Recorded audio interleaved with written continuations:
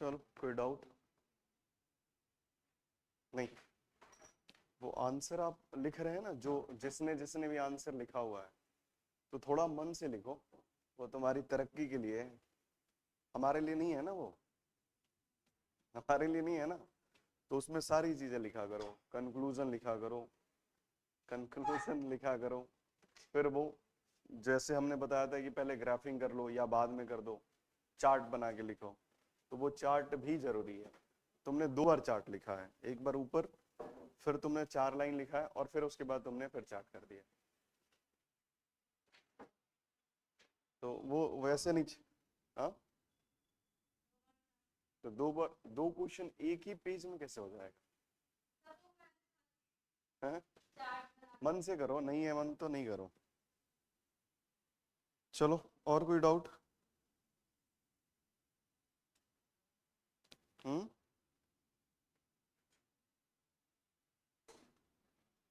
कोई समस्या है अभी तक?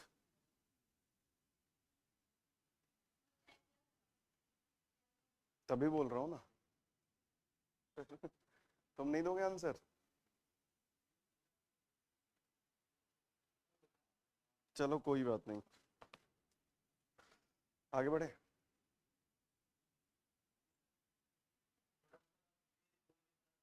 तेज यार, वो इसलिए नहीं बोल पाता हूँ कि मेरे बाद, इसके बाद भी मुझे मेरी क्लास रहती है, और वो ऐसा हो गया है कि ये डाउन ही चल रहा है, समझ रहे हो? तो बस, अगर बहुत आवाज तेज नहीं जा रही है तो आगे आ जाओ। किसे नहीं जा रही है? आवाज नहीं आती? तो हाँ, तो ये मेरी मेरी गलती नहीं है इसकी, ये तो माइक की गलती हो गई ना फिर, क्योंकि माइक का काम क्या का है? क्या है बताओ? माइक भी लगाओ और हम तेज चिल्लाएं, तो माइक क्यों लगा है? आगे आ जाओ तुम। कुर्सी जब खाली हो तो बहुत जल्दी बैठना चाहिए, क्या पता पूरी दुनिया कुर्सी के लिए लड़ रही है कि नहीं? तुम कहाँ गायब हो गए? तबीयत गड़बड़ हो गया? ऐसी कौन सी तबीयत है यार, एक दिन में ठीक हो जाती? जुकाम? उसमें भी 3 दिन लगता है। जल्दी आ जाओ। चलो स्टार्ट करते हैं ना।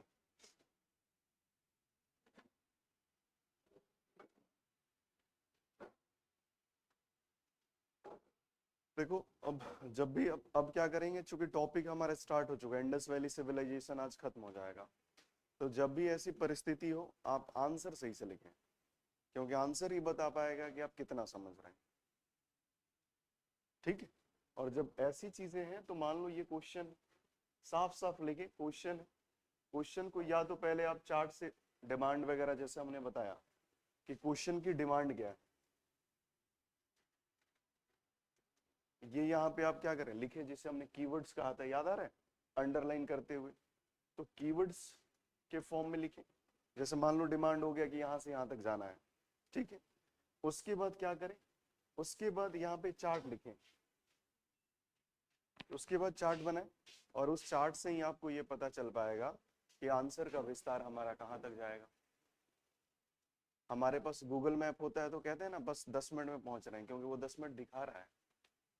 तो यही गूगल मैप है ना हमारा, कि अगर ये दिखाया कि ये विस्तार है तो इसी को तो लैंग्वेज देना है।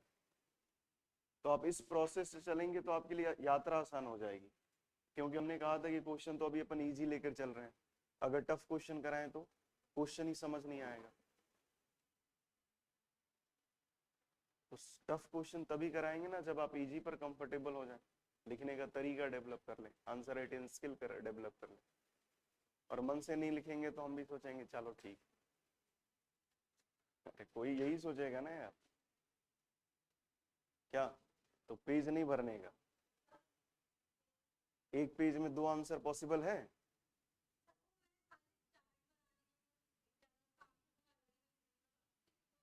तो फिर आप जमा नहीं कराएं, कंप्लीट जमा कराएं। उसके बाद कहा था कि लैंग्वेज भी दे देना अगले दिन, कहा था ना 2 क्वेश्चन लिख के लाना। तो फिर ठीक है, चलो। तो अपन फाइनली कहा क्या बात कर रहे थे, सिंधु घाटी सभ्यता। और सिंधु घाटी सभ्यता में हमने देखा सोर्स ऑफ इकोनॉमी क्या है, और उस सोर्स ऑफ इकोनॉमी में हम पहली चीज जो समझ रहे थे वो एग्रीकल्चर समझ रहे थे, जा रहा है, वो एग्रीकल्चर समझ रहे थे। और एग्रीकल्चर का पर्पस हमने क्या देखा, एग्रीकल्चर कृषि का उद्देश्य क्या देखा हमने, अधिशेष खाद्यान्न उत्पादन, सरप्लस। और उसके लिए हमने क्या देखा, ग्रेनरी। और अगर ग्रेनरी देखिए, जितना ज्यादा आप समझेंगे, मान लो इंडस वैली सिविलाइजेशन को ये तीसरी क्लास है शायद सिंधु घाटी सभ्यता की, है ना, और सिंधु घाटी सभ्यता की तीसरी क्लास है, तो इस तीसरी क्लास में एक ही क्वेश्चन लिखना है। हम पढ़ रहे हैं 6 घंटे, लेकिन हमें आंसर लिखना है 150 वर्ड में, 250 वर्ड में। तो हमें क्रीम लिखना पड़ेगा ना। हम आर्थिक व्यवस्था को अलग पढ़ रहे हैं, सामाजिक को अलग, ऐसे सारी चीजें पढ़ रहे हैं, लेकिन उस 150 वर्ड में हमें क्रीम चीजें लिखनी पड़ेगी जो क्वेश्चन डिमांड करेगा। तो ऐसा तो क्वेश्चन में कभी नहीं आएगा कि इसका विस्तार नर्मदा नदी से लेकर कश्मीर के मांडा तक दिखाई देता है, ये तो हम नहीं लिखेंगे ना। ये कहाँ लिखेंगे आप, अपने मास्टर्स के एग्जाम में, ग्रेजुएशन के एग्जाम में, एकेडमिक में, यहाँ तो नहीं लिख पाएंगे। यहाँ क्या लिखना पड़ेगा, जो क्वेश्चन की डिमांड होगी। तो उसके लिए आपको बेहतर समझना होगा, क्योंकि जब आप लिख रहे होंगे तो आपको लग रहा होगा क्या लिखें और क्या छोड़ें। कभी भी लग रहा है कि चलने दे कहानी जो मन में आ रहा है, तो पेज भर गया ना, वर्ड्स पूरे हो गए, लेकिन पता ही नहीं चला आपने लिखा क्या है। ये चीजें हम आपको बताएंगे, 1-2 क्वेश्चन और कराएंगे ना, तो आपको पता चलेगा ये सारी चीज, क्योंकि टॉपिक आगे बढ़ेगा तभी क्वेश्चन हो पाएगा। तो अगर आप उस प्रक्रिया में नहीं आएंगे तो कैसे होगा, समझ रहे, समझ रहे। तो थोड़ा सा दबाव रहेगा, लेकिन अभी से अगर आप उस दबाव में परफॉर्म कर जाएंगे तो बड़ा अच्छा है। नहीं तो मुझे तो इस बारे में ज्यादा अनुभव है कि कैसे लोग बेकार हो रहे हैं, पढ़ भी रहे हैं लेकिन पता नहीं चल रहा है कि बेकार हो रहे हैं। लाइब्रेरी में 8 घंटे मेहनत भी है, लेकिन फिर भी नहीं पता चलता। रूल ऑफ डायरेक्शन ही है ना, और रूल ऑफ डायरेक्शन नहीं है तो फिर क्या होगा। 75% ला के थोड़ी गाँव के लोगों को बताना है, 85 क्वेश्चन तो आने हैं, वो आ जाए तो फिर नैया पार हो जाती है एक स्टेप की, यही है ना। तो थोड़ा मिल के मेहनत करेंगे तो ज्यादा पढ़ पाएंगे। मैं यहाँ पे कोर्स पूरे करने नहीं आया, हमारी डील ऐसे हुई ही नहीं है इनसे। नहीं तो मैं कोर्स पूरे करने आता तो मैं कर लेता हूँ अपना, मैं बहुत ठीक ठाक कर लेता हूँ अपना, है ना। तो मैं कोर्स कहीं नहीं पूरा करता, क्योंकि मुझे एक ही चीज पे बिलीव है, कर्मा पे। अगर मैं बहुत मन से काम करूंगा तो मन से फल मिलेगा। और आपने तो पता ही होगा कि आत्म संतुष्टि से बड़ा सुख कोई है ही नहीं। तो आत्म संतुष्टि कब आएगा, जब आप मेहनत करके उसको आप अपने पेज पर उतार दोगे। नहीं तो सबको पता है ना कि हम 10-10 घंटा पढ़ रहे हैं, लेकिन हम खुद अपने आप में डिप्रेस हैं, क्योंकि उसका फल हमें पता ही नहीं चल पा रहा। ये चीजें हो रही है नहीं हो रही है। तो मिलके मेहनत करेंगे, और कोई कमी होगी तो कमी के लिए ही तो कोचिंग है यार। अगर आप अपनी कमियों को बहुत अच्छे से नहीं बता पाओगे तो खैर, मुझे तो भाई अनुभव ठीक ठाक हो गया है अब, 6 साल का अनुभव है, तो मैं समझ लेता हूँ कि आप कहाँ तक जाओगे, है ना। तो मैं इग्नोर करके आगे बढ़ जाऊंगा, फिर तुम्हें लॉस हो जाएगा। और ये बात मैं प्रोफेशनली नहीं कह रहा हूँ, दिल से कह रहा हूँ। तुम्हें 1 साल बाद समझ में आएगा दर्द। थोड़ा मिल के मेहनत कर लेते हैं, फिर सब लोग ठीक हो जाएंगे, फिर थोड़ा और कर लेंगे, ठीक। तो अभी आंसर सभी लोग अगर आज कह दें तो कल आंसर आप दे दिया कीजिए, जिससे प्रॉपर वो चेक होके वो खत्म हो जाए, फिर अगले स्टेप की ओर हम आगे बात करें। अब एक ही क्वेश्चन के लिए हमें 4 बार कहना पड़ रहा है, 5 बार कहना पड़ रहा है। उस दिन डिटेल समझाया, उसके बाद भी कहना पड़ रहा है। तो इसका मतलब ये है कि हम क्या करें, put the formula and get the result की ओर जाए। बोलो समझ में आया तो हाँ, तो ठीक है आगे बढ़ते हैं। और हमें पता है तुम्हें कितना समझ आया। सही बात कह रहे हैं ना। तो थोड़ा सा मिलके काम कर लेते हैं, जिसमें आपका फायदा है। ठीक है अमित, तो तुम आंसर दे देना आज, ठीक। चलो, तो एग्रीकल्चर में हम क्या देख रहे थे, सोर्स ऑफ इकोनॉमी। और उसमें हमने देखा कि अधिशेष उत्पादन, और अधिशेष उत्पादन है तो फिर ट्रेड एंड कॉमर्स ज्यादा है। ठीक है, कल जो हमने पढ़ा उसको हमेशा हम कोशिश करेंगे कि ग्राफ पे ले आए, चार्ट पे ले आए, क्योंकि जितना ज्यादा आप चार्ट लिखेंगे उतना ज्यादा आपका दिमाग क्या होगा, वेल फ्रेम्ड होता है।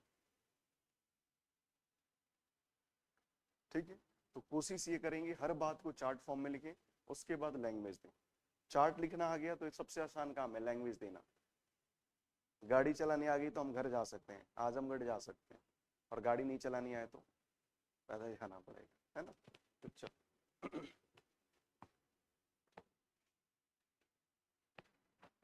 देखना यहाँ ध्यान से, हड़प्पा सभ्यता की जो सबसे बड़ी पहचान है वो क्या है, इसकी आर्थिक व्यवस्था।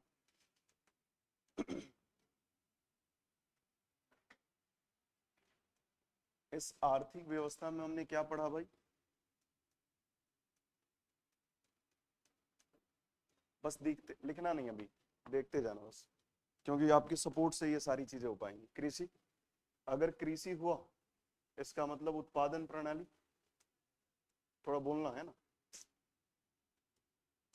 उत्पादन प्रणाली,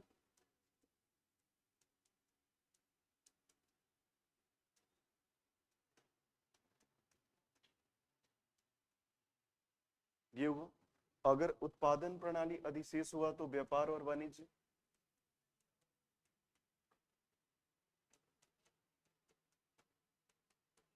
व्यापार और वाणिज्य ज्यादा, और अगर व्यापार और वाणिज्य ज्यादा होगा तो इसका प्रमोशन कहाँ देखने को मिलेगा, इसका प्रोत्साहन हमें कहाँ देखने को मिलेगा, इंडस वैली सिविलाइजेशन के सोशल कंडीशन। अर्थव्यवस्था का रिफ्लेक्शन कहाँ देखने को मिल रहा है, समाज में। पैसा ज्यादा हुआ तो हमने अपनी सुविधाएं बढ़ा ली।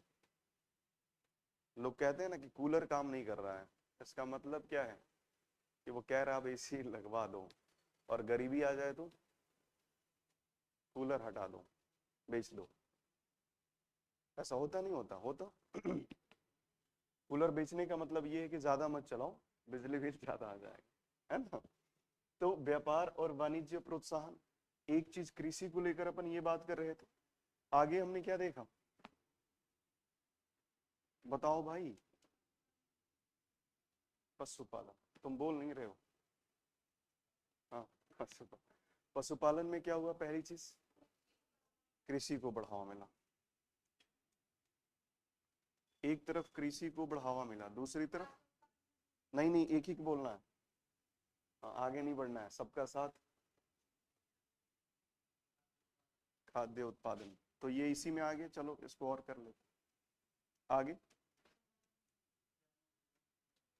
चर्म उद्योग, और बोलो मैडम इधर, मनोरंजन, और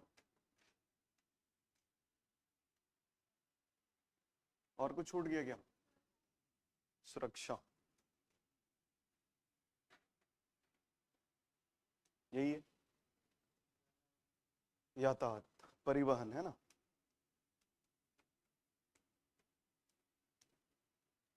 अब देखो आर्थिक व्यवस्था के जो दो मेन सोर्स हैं वो कृषि और कौन है, ग्रामीण अर्थव्यवस्था के भी दो मेन सोर्स कौन से हैं, कृषि और शहर के, शहरी अर्थव्यवस्था के भी फाउंडेशन फोर्स कौन से हैं, व्यापार और, व्यापार वाणिज्य एक ही चीज है, व्यापार और परिवहन।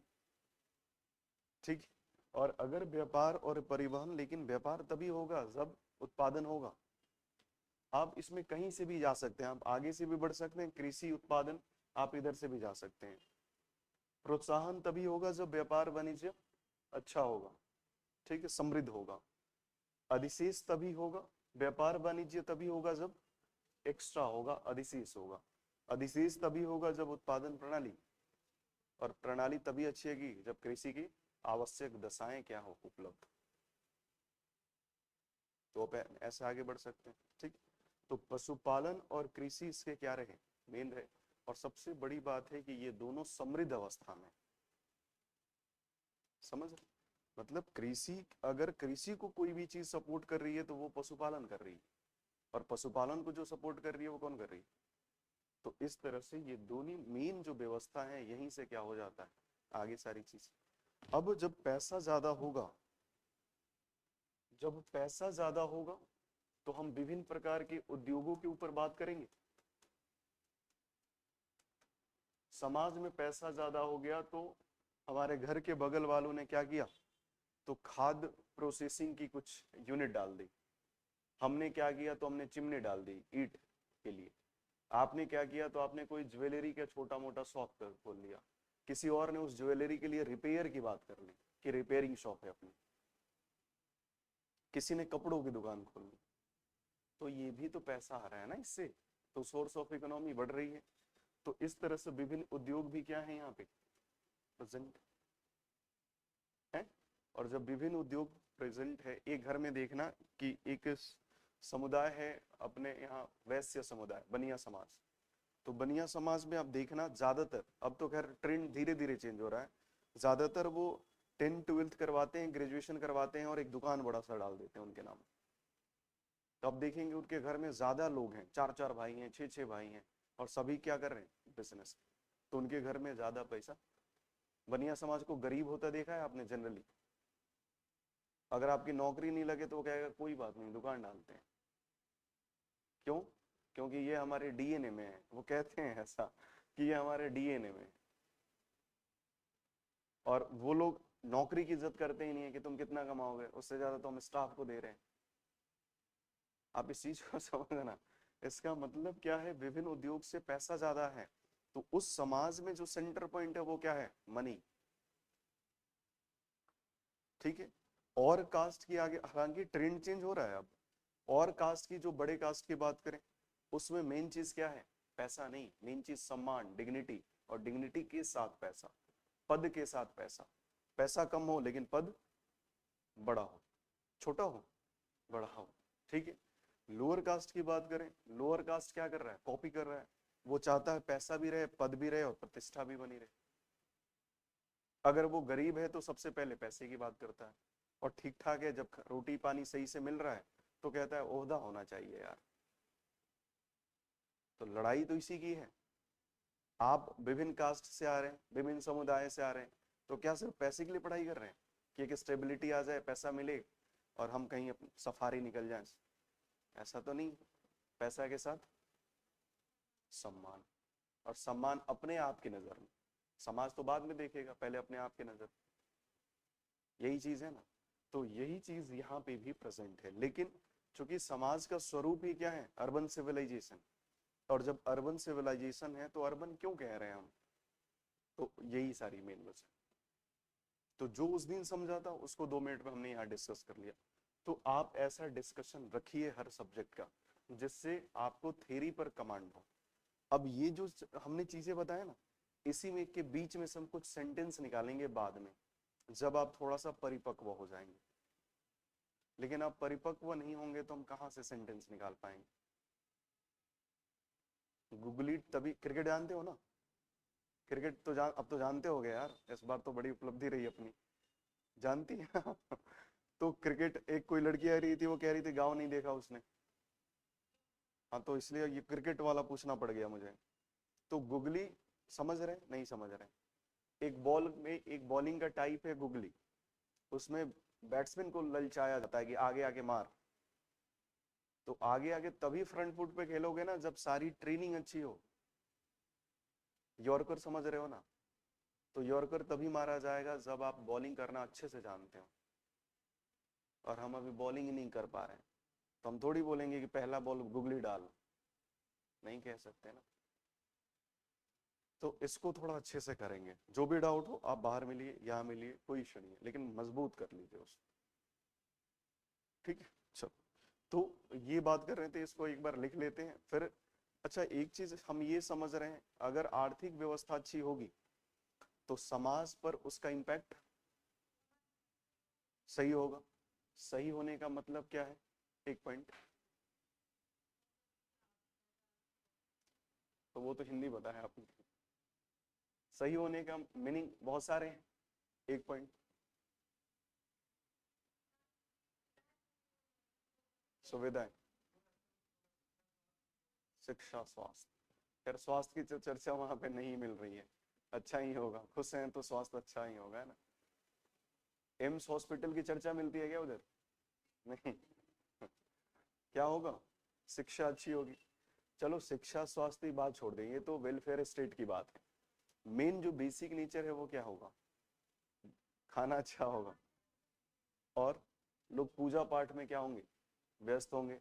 लोग मनोरंजन के लिए क्या करेंगे? मुर्गे को लड़ाएंगे। आपके घर में न्यूज तभी आप अच्छे से देख सकते हैं जब आपके घर में रोटी अच्छी मिल रही हो, इकोनॉमी अच्छी। तभी आपको मजा आएगा कि देखो ये एक पार्टी, इस पार्टी का मुर्गा, ये इस पार्टी का मुर्गा। नहीं तो आप बंद कर देंगे चैनल। ठीक है। तो लोग मनोरंजन के लिए पासा खेल रहे हैं, डाइस खेल रहे हैं, लोग मुर्गे लड़ा रहे हैं, और पैसा ज्यादा होगा तो लोग शिकार भी कर रहे हैं। तो समाज पर रिफ्लेक्शन इकोनॉमिकल कंडीशन का पड़ता है, यही होगा। और दूसरी बात क्या होगा, समाज में चूंकि क्या है, मातृशक्ति की पूजा है, देवियों की पूजा है, तो मातृसत्तात्मक समाज हो जाएगा। ठीक है। तो चलिए इसको थोड़ा लिख लीजिए, फिर हम आगे सोशल सिस्टम पे बात कर लेंगे।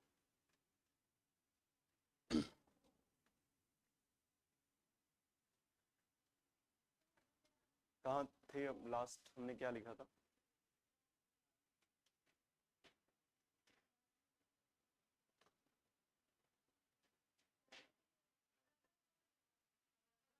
हो गया था पूरा? लास्ट लाइन बता दो, नगर नियोजन का लास्ट लाइन। हम्म।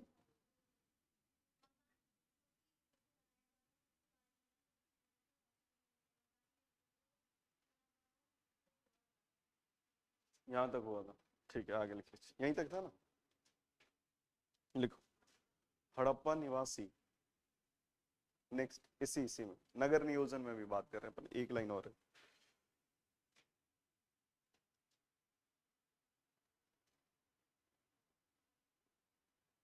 हड़प्पा निवासी भवन निर्माण में,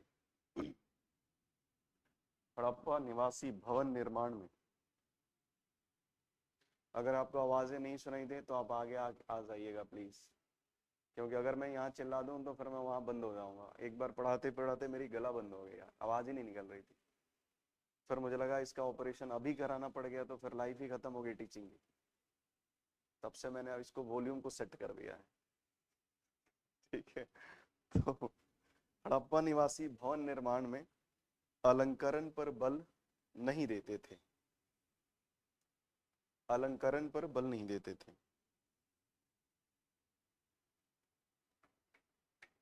बल्कि बल्कि उपयोगिता पर विशेष बल देते थे।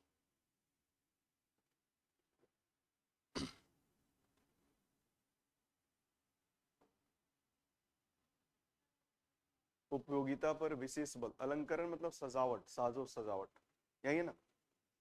ठीक है, साजो सजावट पर बल नहीं देते थे बल्कि उपयोगिता पर बल देते थे। कुछ महत्व, नेक्स्ट हेडिंग डालो, महत्वपूर्ण नगर।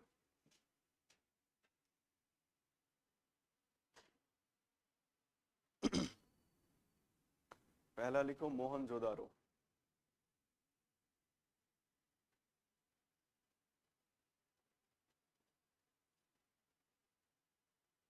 डैश दे के लिखना, डैश दे के। इसका अर्थ मृतकों का टीला है।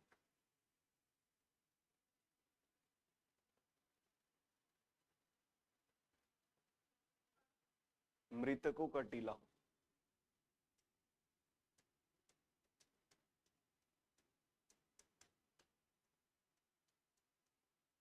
नेक्स्ट लिखो, यहां से वृहत स्नानागार, वृहत स्नानागार,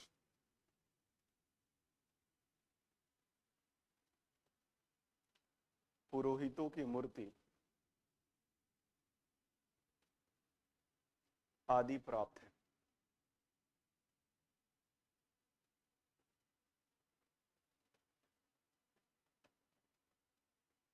ठीक। यह सिंधु नदी के तट पर स्थित है, अवस्थित है। यह सिंधु नदी के तट पर अवस्थित है।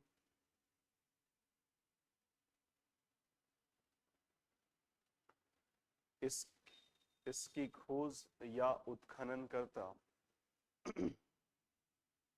इसकी खोज या उत्खनन करता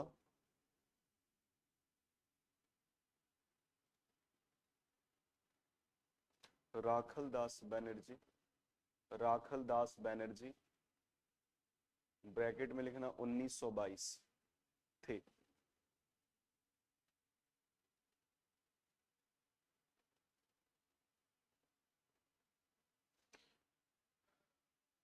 राखलदास बनर्जी थे 1922।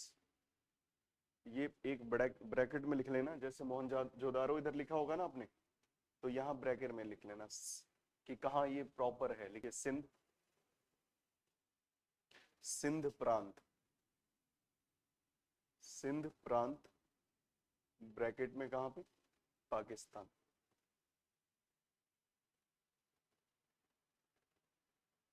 दूसरा प्लेस लिखिए हड़प्पा।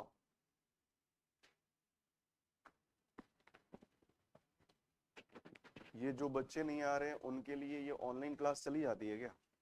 इसलिए नहीं आ रहे, तो अपन एक दिन गेम कर दें क्या कुछ ऐसा कि आवाज ना जाए। और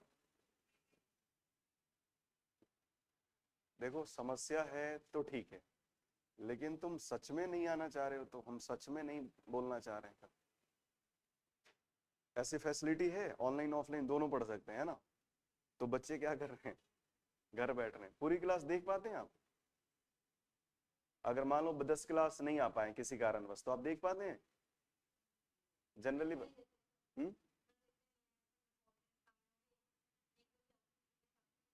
मान लो आपने रिक्वेस्ट करा कि सर मैं 10 दिन शादी में जा रही हूँ, तो नहीं देते हैं? तब तो अच्छे हैं फिर, है ना। कितनी क्लास आपको छूट है? एक या दो महीने में? एक?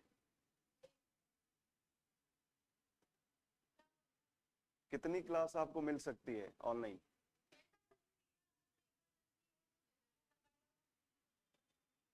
अच्छा, तब तो ये अच्छा है। चलो लिखिए हड़प्पा। तो ये जो देख रहे हैं उनके लिए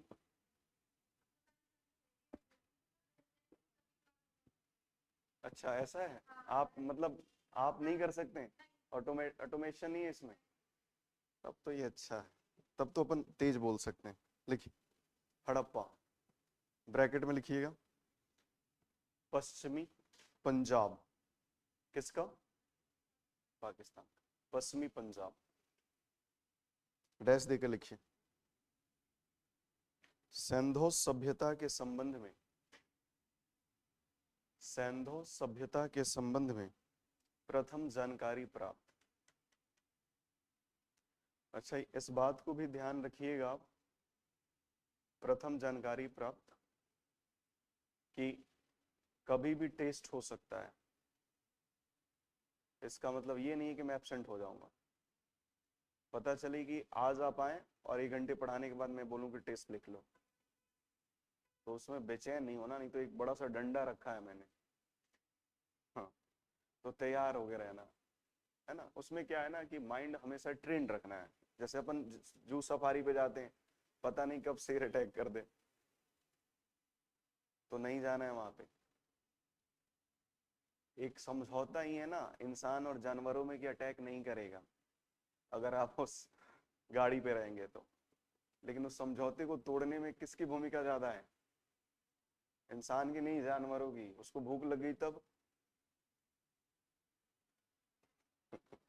तो गए थे 4-3 होके आए, तो फिर कैसे होगा, है ना। तो नहीं जाना, ऐसी जगह पे बिल्कुल नहीं जाना। और अभी देखो इंसान तो पागल है, शेर भी पागल हो रखे हैं, बाघ वगैरह सारी चीजें। और गर्मी के समय में तो जानवर सबसे ज्यादा पागल होते हैं, क्योंकि वो बर्दाश्त ही नहीं कर पाते हैं। कुत्ता भी सबसे ज्यादा पागल होता है। ये सबसे ज्यादा इंसानों को इसी मंथ में काटता है, जून से लेकर सितंबर। तो थोड़ा सा बचना है ना। लिखिए सिंधु सभ्यता के बारे में या संबंध में प्रथम जानकारी प्राप्त। इसे अर्ध औद्योगिक नगर, भी कहा जाता है।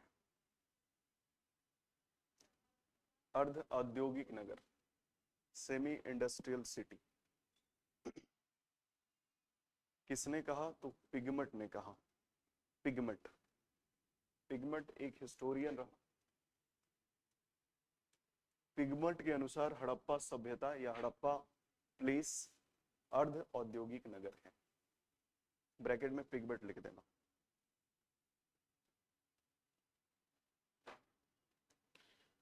अगर हम कह रहे हैं कि हड़प्पा एक प्रशासनिक नगर है, इसका मीनिंग क्या है? उत्पादन प्रणाली अच्छी होगी, तो उत्पादन व्यवस्था में सभी लोग शामिल होंगे। कहाँ के? हड़प्पा के। पहली चीज। दूसरी बात कि यहाँ पे क्या होगा? उत्पादन होगा तो व्यापार, तो व्यापारिक गतिविधियों में भी क्या होंगे? इन्वॉल्व होंगे, संलग्न होंगे। लिखना तो संलग्न है ना? तो उत्पादन प्रणाली के साथ व्यापार, और उत्पादन व्यापार दोनों अच्छा है तो लोग गतिविधि धार्मिक करते नहीं करते? तो धार्मिक गतिविधियों में भी। तो आप इसको ऐसे लिख सकते हैं या फिर इसको नहीं लिखवाया जाए, या आप खुद से लिख लेंगे? उत्पादन, व्यापार और धार्मिक गतिविधि।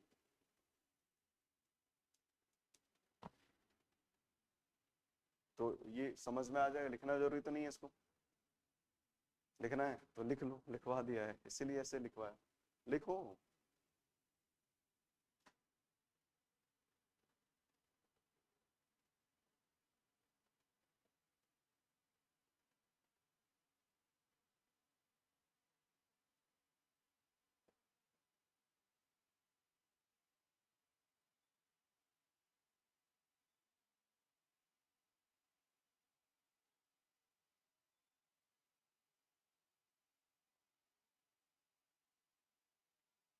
अगर आप उसको लैंग्वेज देना चाहें तो हड़प्पा वासी उत्पादन प्रणाली के साथ साथ व्यापारिक गतिविधियों के साथ साथ धार्मिक गतिविधियों में भी संलग्न थे।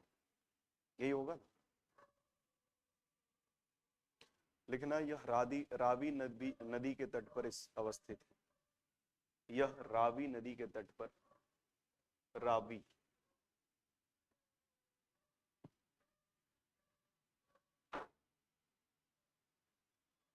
रावी नदी के तट पर अवस्थित है। इसके उत्खननकर्ता या खोजकर्ता दयाराम साहनी व माधव स्वरूप वत्स ब्रैकेट में 1921 है।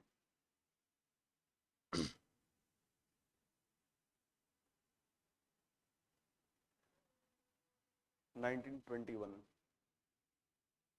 आप जब भी याद रखेंगे तो इसी दो को याद रखेंगे, ईयर्स, ईस्वी। एक रखेंगे हड़प्पा की और एक रखेंगे मोहनजोदारो, क्योंकि ये क्वेश्चन कभी कभी मैचिंग के फॉर्म में देगा आपको। 4 ऑप्शन दे देगा कि रावी नदी के तट पर कौन अवस्थित है, या फिर ऐसे दे देगा कि दयाराम साहनी, राखलदास बनर्जी ने किसकी खोज करी। तो ये 2 चीजें कंपलसरी है, वो पूछेगा ही पूछेगा अगर इस क्वेश्चन पे वो ध्यान आता है उसका। तो 1921 में क्या हड़प्पा, 1922 में मोहनजोदड़ो। रावी नदी और कौन नदी? ठीक है, चलो लिखो आगे। चनहुदड़ो चनहुदड़ो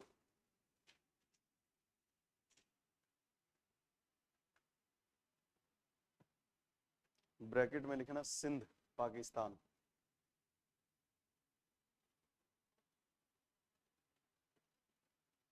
डैश देके लिखना कारखाने बटखरे, कारखाने बटखरे, कारखाने बटखरे।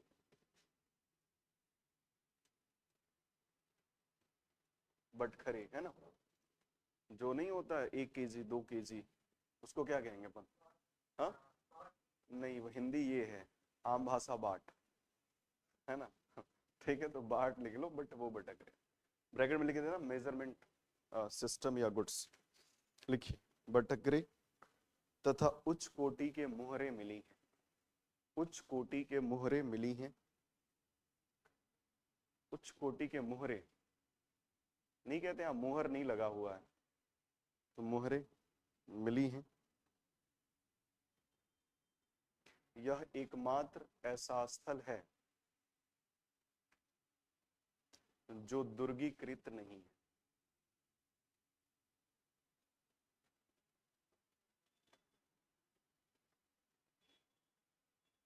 जो दुर्गीकृत नहीं है, यह सिंधु नदी के तट पर अवस्थित है।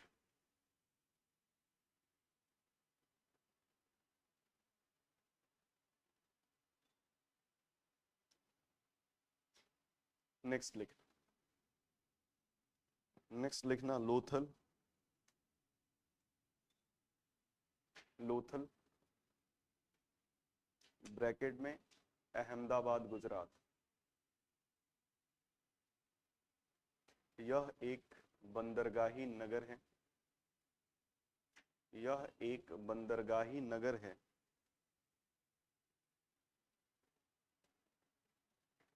तथा तथा भोगवा नदी के तट पर तथा भोगवा नदी के तट पर अवस्थित है।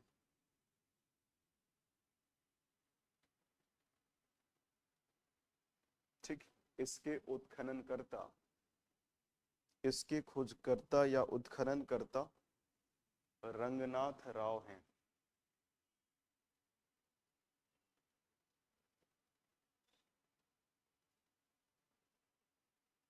नेक्स्ट लिखना कालीबंगा।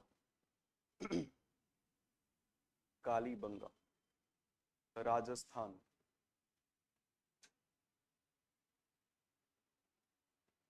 लिखिए, इसका अर्थ काले रंग की चूड़ियां हैं। काले रंग की चूड़ियां हैं, कालीबंगा।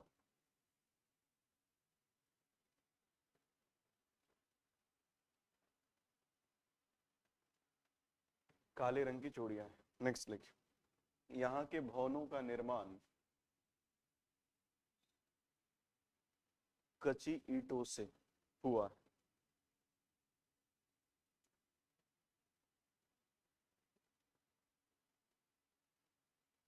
यहाँ अलंकृत यहाँ अलंकृत ईंटों के भी साक्ष्य प्राप्त हुए।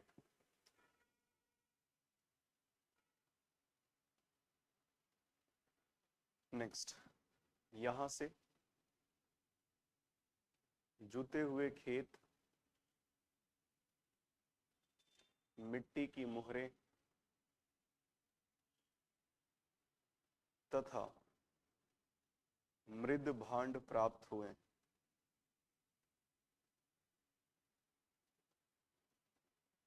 यह यह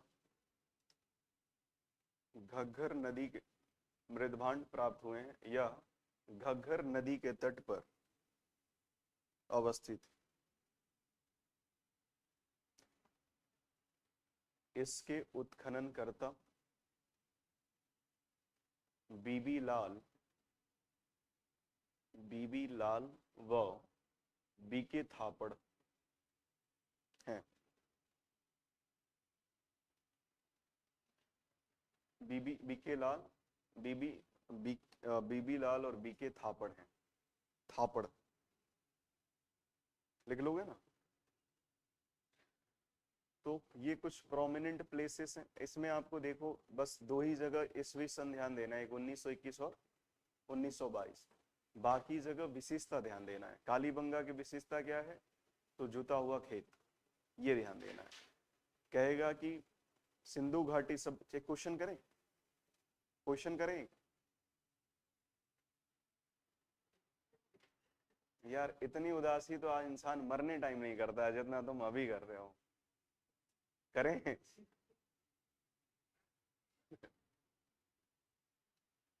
चलो,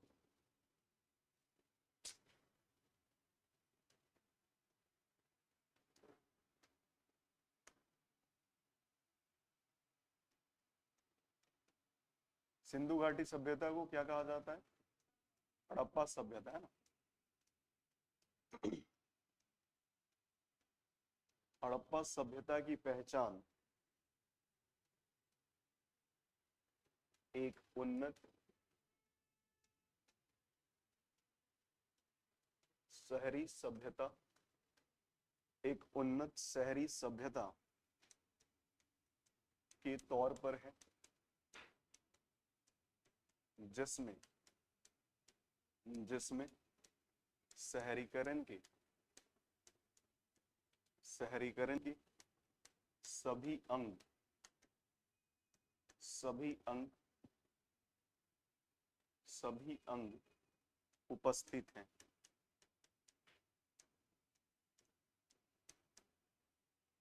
अतः जाहिर सी बात है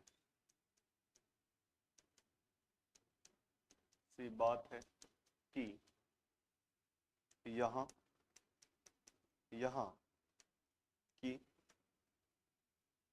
की आर्थिक व्यवस्था उन्नत होगी, परिवहन की सुविधाएं होंगी,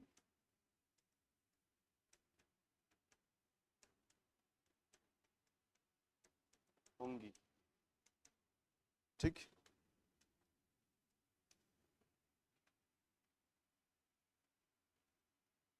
परिवहन की सुविधाएं होंगी। क्या हड़प्पा काल या हड़प्पा सभ्यता, हड़प्पा सभ्यता में मकानों के निर्माण के संदर्भ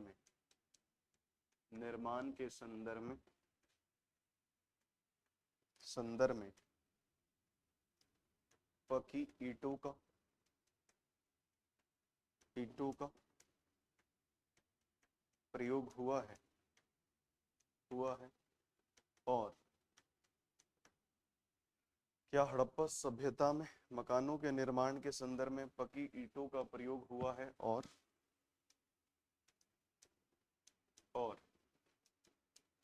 कहीं कहीं कच्ची ईंटों के भी। ये तुम्हारे लिए आसान कर दिया है, ये तो फर्स्ट पैरा आसान नहीं था। साक्ष्य मिलते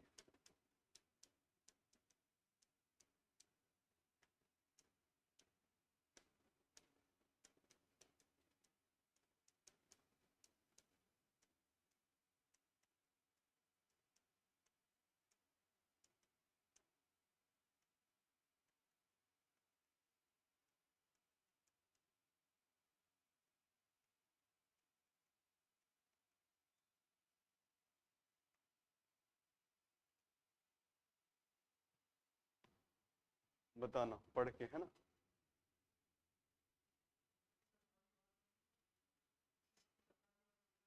अब तो वो सामने लिख दिया है, कालीबंगा हो जाएगा। क्या आंसर हो जाएगा?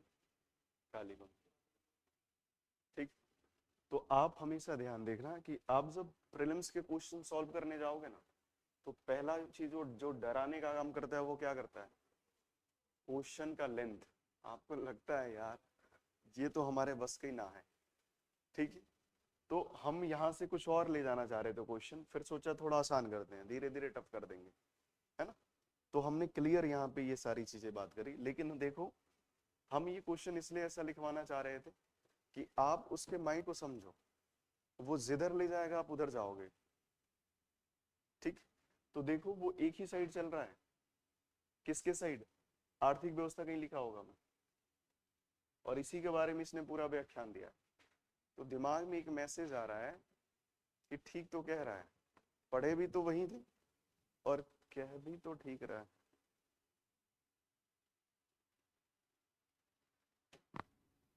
ठीक ठीक है। पहली चीज कि कह भी तो ठीक रहा है, और अगर ये कह भी ठीक रहा है तो आंसर भी इसी के अकॉर्डिंग जाना चाहिए। लेकिन हमने एक चीज जरूर पढ़ा था कि एडवांस एंड अर्बन सिविलाइजेशन जरूर है, लेकिन कहीं कहीं ऐसी चीजें क्या है, अब कंपलसरी नहीं है ना कि तुम घर जो बनाओगे वो पकी ईंट का बनाओगे। हम धनी हैं, और सिंप्लिसिटी ज्यादा है, तो इसका मतलब हम बेकार हो गए। ये हमारा चुनाव है ना। तो गांव में देखना कि कोई कोई ऐसे विरले मिलेंगे, कोई कोई ऐसा मकान है जो मिट्टी का है और 2 फ्लोर तक है और उसमें उन्होंने एसी लगा रखा है। तो इसका मतलब क्या है? सिंप्लिसिटी है। क्यों नहीं तोड़वा रहे हैं? तो इसके लिए उन्होंने एक अच्छा घर बनाया है दूर कि हम लोग वहां भी रहते हैं, लेकिन ये हमारे क्या है? पूर्वजों की जमीन है, ये घर है, तो इस घर की यादों को हम संजो के रखना चाहते। ये तब संजो पा रहे हैं जब पैसा ज्यादा है। तो कहीं कहीं ऐसी चीजें भी तो मिल रही हैं, और इसीलिए इसका आंसर क्या होगा? तो इस डायरेक्शन में जरूर जाना है, लेकिन समाज के स्वरूप को, उस टॉपिक के नेचर को जरूर समझते रहना है। अगर आप नेचर को समझते रहेंगे तो आंसर हो जाएगा कालीबंगा। ये तो इसलिए आ गया क्योंकि अभी पढ़ाया, सोचो 2 दिन बाद आ रहा होता तो 2 साल बाद आ रहा होता तो निकल जाता ना दिमाग से। तो जब भी ऐसे टॉपिक मिले कि पूरे एडवांस अर्बन सिविलाइजेशन, हम 100 बार बोल चुके होंगे, एडवांस अर्बन सिविलाइजेशन तो ठीक है, लेकिन उसके साथ रिस्क है कि कहाँ पे ऐसी चीजें हैं जो एडवांस अर्बन सिविलाइजेशन के बारे में बात ही नहीं कर रही, या उससे कम से कम सिमिलैरिटीज नहीं रख रही हैं, समरूपता नहीं है, तो वो प्लेस है कालीबंगा। एक और प्लेस है जहां पे क्या है, फोर्टिफिकेशन नहीं है, चनहुदड़ो। तो ऐसे फाइंड आउट करना है। ये कब होगा? जब आप मैक्सिमम क्वेश्चन प्रैक्टिस करें। और ये कब होगा? उसके पहले जब कॉन्सेप्ट क्लियर हो। लोग कहते हैं ना कि 50,000 क्वेश्चन करवाएंगे, 10,000। अरे तुम करवा दोगे, हमें समझ तो आए। हमें कब समझ में आएगा? जब टॉपिक को अच्छे से पढ़े होंगे तब ना। और टॉपिक को पढ़ने का मतलब सिर्फ किताब रीडिंग तो नहीं है। लोग कहते हैं एनसीईआरटी पढ़ लो, एनसीईआरटी पढ़ लो। एनसीईआरटी पढ़ के उसको डाइल्यूट कर लेना अपने दिमाग में इतना आसान काम है? अब बताओ हमें। नहीं है ना। एनसीईआरटी की भाषा सिंपल है। 6, 7, 8, 9, 10 क्लास की भाषा क्या होगी यार? वो हमारे लिए थोड़ी बनाई गई है, वो उनके लिए बताई गई है जो उस स्टैंडर्ड के हैं। तो हमने वहां पे उस टाइम बहुत पढ़ाई अच्छे से करी होगी, तभी अभी पढ़ना पड़ रहा है। है ना। तो उस समय शायद मास्टर भी ठीक नहीं रहे, शायद अपना बचपना भी ज्यादा रहा, शायद हमें बार बार बीमार भी पड़ जाते थे, पेट दर्द होता था, बहाने तो ऐसे ही चलते थे। है ना। तो आप इस बात को ध्यान रखना कि उस टाइम नहीं पढ़ा तो अभी पढ़ रहे हैं, और अभी सुख भोगना चाह रहे हैं तो बाद में दुख भोगेंगे।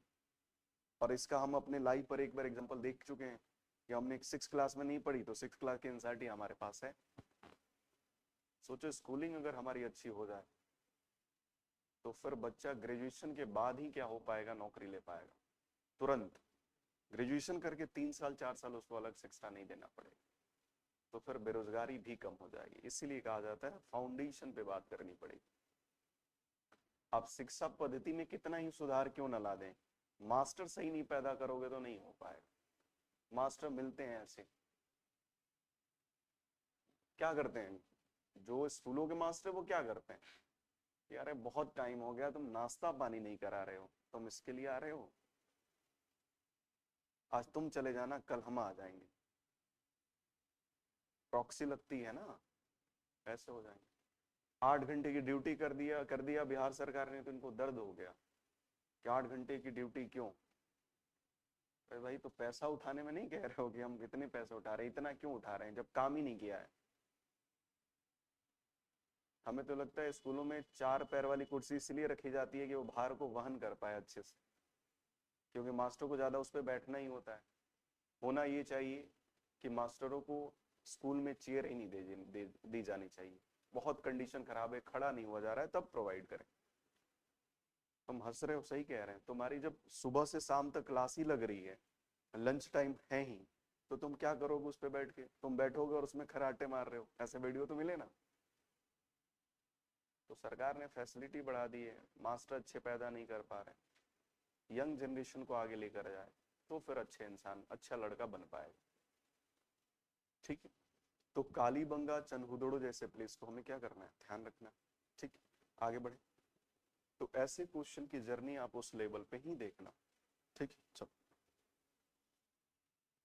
लिखिए। अर्थ आर्थिक व्यवस्था लिखवा रहे थे ना अपन, और लिखिए। पहला पॉइंट है कृषि।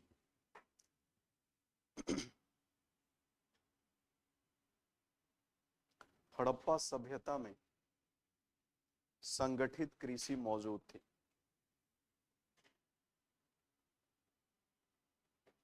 हड़प्पा सभ्यता में संगठित कृषि मौजूद थी।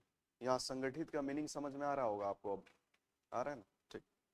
गेहूं, जौ, सरसों, चना, कपास की खेती,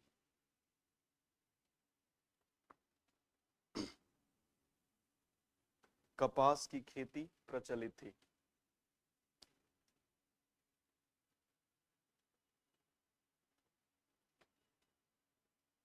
यह भूमि की उर्वरता को बढ़ाने में सहायक हुई।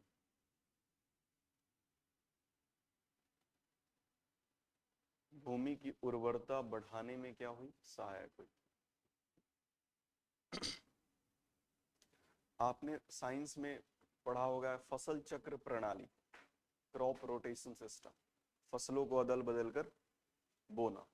अभी गेहूं तो कभी धान कभी चना, तो उससे क्या होगा? जमीन की उर्वरता। तो वही चीजें यहाँ कह रहा है कि इससे उत्पादकता या उत्पादन प्रणाली बनी रही। ठीक, लिखिए। फलतः फलतः फलतः कृषि उत्पादन बढ़ा। फलतः कृषि उत्पादन बढ़ा और अधिशेष की कृषि उत्पन्न हुई।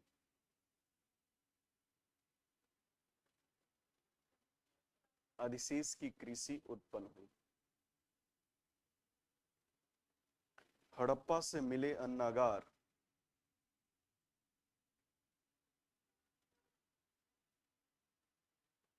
हड़प्पा से मिले अन्नागार इस अधिशेष कृषि को प्रमाणित करते हैं।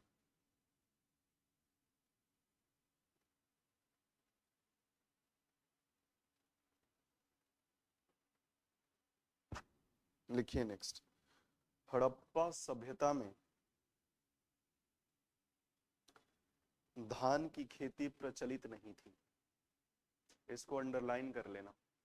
हड़प्पा सभ्यता में धान की खेती प्रचलित नहीं थी,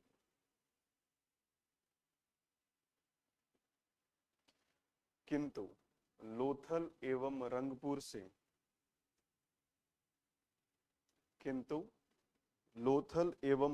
से धान की खेती के साक्ष्य मिले। किंतु लोथल एवं रंगपुर रंगपुर से धान की खेती के साक्ष्य मिले। इसका मीनिंग हम क्या समझ रहे हैं? इस लाइन का मीनिंग क्या है? सामान्यतः धान की खेती नहीं होती थी। सामान्यतः धान की खेती नहीं होती थी, समझना है ना, लिंक करते रहना। लेकिन साक्ष्य मिले। तो अगर बोला जाए कि क्या हड़प्पा में धान की खेती प्रेजेंट उपस्थित नहीं थी? देखो, अगर क्वेश्चन पूछा जाए कि हड़प्पा सभ्यता में धान की खेती उपस्थित नहीं थी, क्या सही होगा गलत? गलत होगा ना? गलत होगा। तो धान की खेती क्या है? धान की खेती प्रेजेंट है, लेकिन सामान्य रूप से या सामान्यतः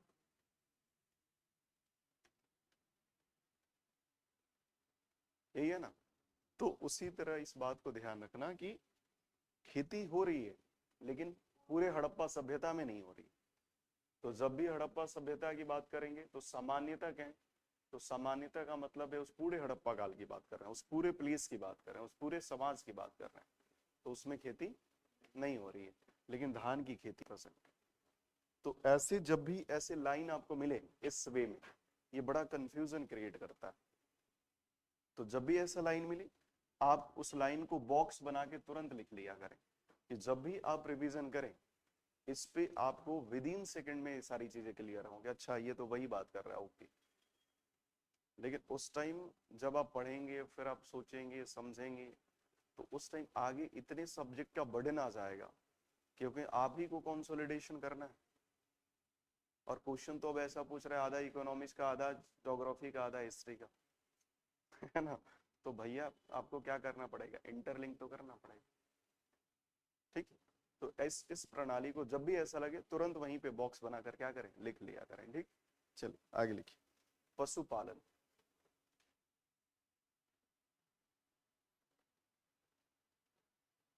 हड़प्पा वासी, हड़प्पा वासी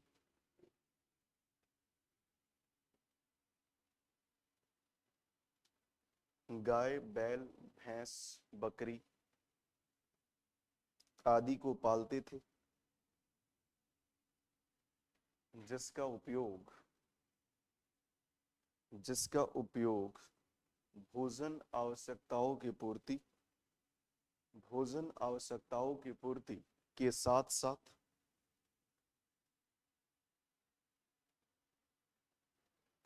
साथ परिवहन साधन के रूप में,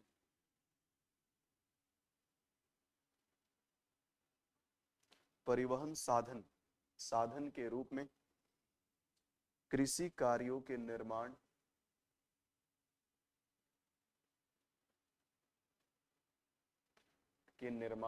के संदर्भ में, निर्माण के संदर्भ में प्रयोग करते थे।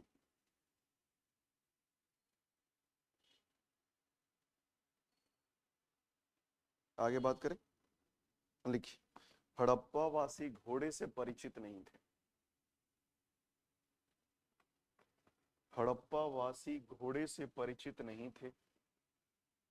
हड़प्पा वासी घोड़े से परिचित नहीं थे, किंतु सूतकांगे डोर से,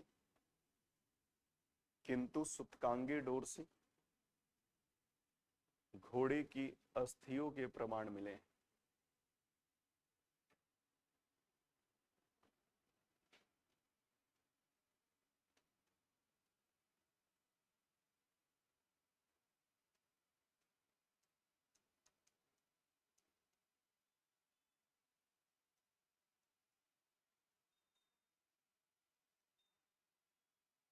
ये लाइन हमने लिखा अभी, घोड़े से परिचित नहीं थे लेकिन सूतकांगे डोर से घोड़े की हड्डियों के प्रमाण। तो क्वेश्चन हमारा ये है कि कैसे सभी से पूछे कि एक एक करके पूछे,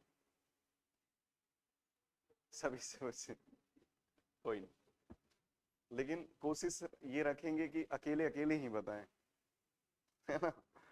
तो आप बताइएगा जो आपको लगे, जिनको लगे वो बताना, है ना। अश्व केंद्रित समाज क्या हड़प्पा काल है? नहीं, समझ में आ रहा है? नहीं, नहीं यार, आ रहा है क्या? तुम तो यार मेरे से धीरे बोल रही हो। अश्व केंद्रित का मतलब क्या है? आपने कहा ना नहीं है, तो आप समझाइए।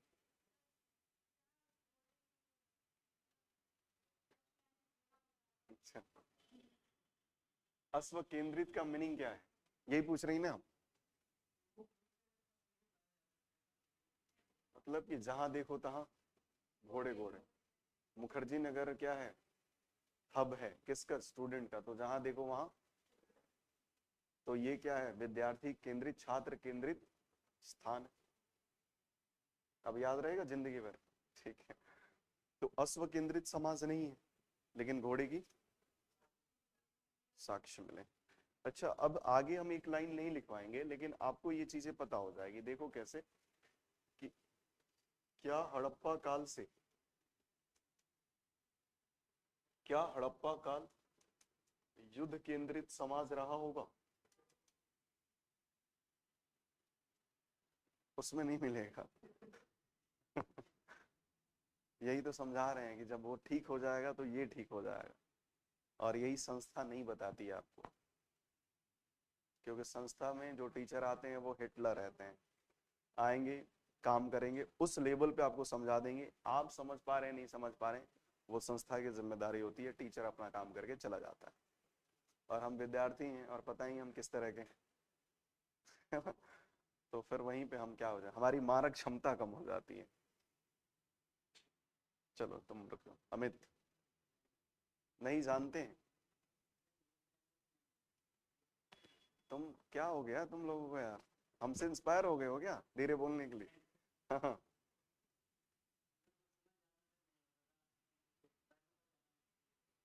अच्छा, घोड़े का उपयोग नहीं है तो युद्ध केंद्रित नहीं होगा, ऐसा कह रहे हो? ऐसा है? हाँ, नहीं, युद्ध नहीं होना चाहिए, नहीं होता था, होता था।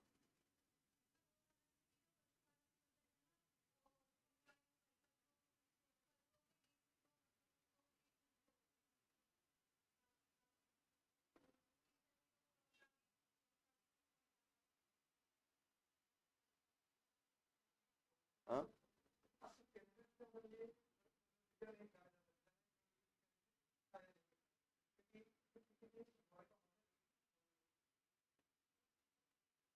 ठीक, अब देखो क्या, दो तीन बात देखते रहना। प्राचीन इतिहास में जो भी युद्ध हुए बिना घोड़े के नहीं हुए, पहली चीज। तो घोड़ा क्या करता था, लड़ता था? घोड़ा युद्ध की गतिशीलता को सुनिश्चित करता था। आप कहाँ से आते हैं इधर, कहाँ से आते हैं इधर? हाँ, अरे नहीं नहीं, यहाँ पे पास से ही आते हैं आप? कोई आता है दूर से? कोई तो आता है दूर से, शायद कौन आ रहा है? भादरा से आती, तो मेट्रो से आ रही हूँ, बस से आ रही हूँ, और बस मान लो उस दिन छूट जाए या बस खराब हो जाए, बस है ही नहीं, तो फिर मेट्रो परिवहन के साधन नहीं है, तो गतिशीलता कम हो जाएगी, और गतिशीलता कम होगी तो आप 10 बजे, आप 9:30 तक आती होंगी बस के पास, जो भी आपका टाइम है, और अब उस टाइम आएंगे पता चला पर आज हड़ताल है, सड़क पे कोई भी गाड़ी नहीं दौड़ेगी, तो आपकी पैदल गाड़ी दौड़ रही है, तो दौड़ते दौड़ते हम पहुंची 12:30 में, 5 मिनट कम था, फिर हमने 12:30 में पैकअप कर दिया, तो गतिशीलता डाउन थी, आउटपुट कुछ नहीं मिला। समझ पा रहे हैं?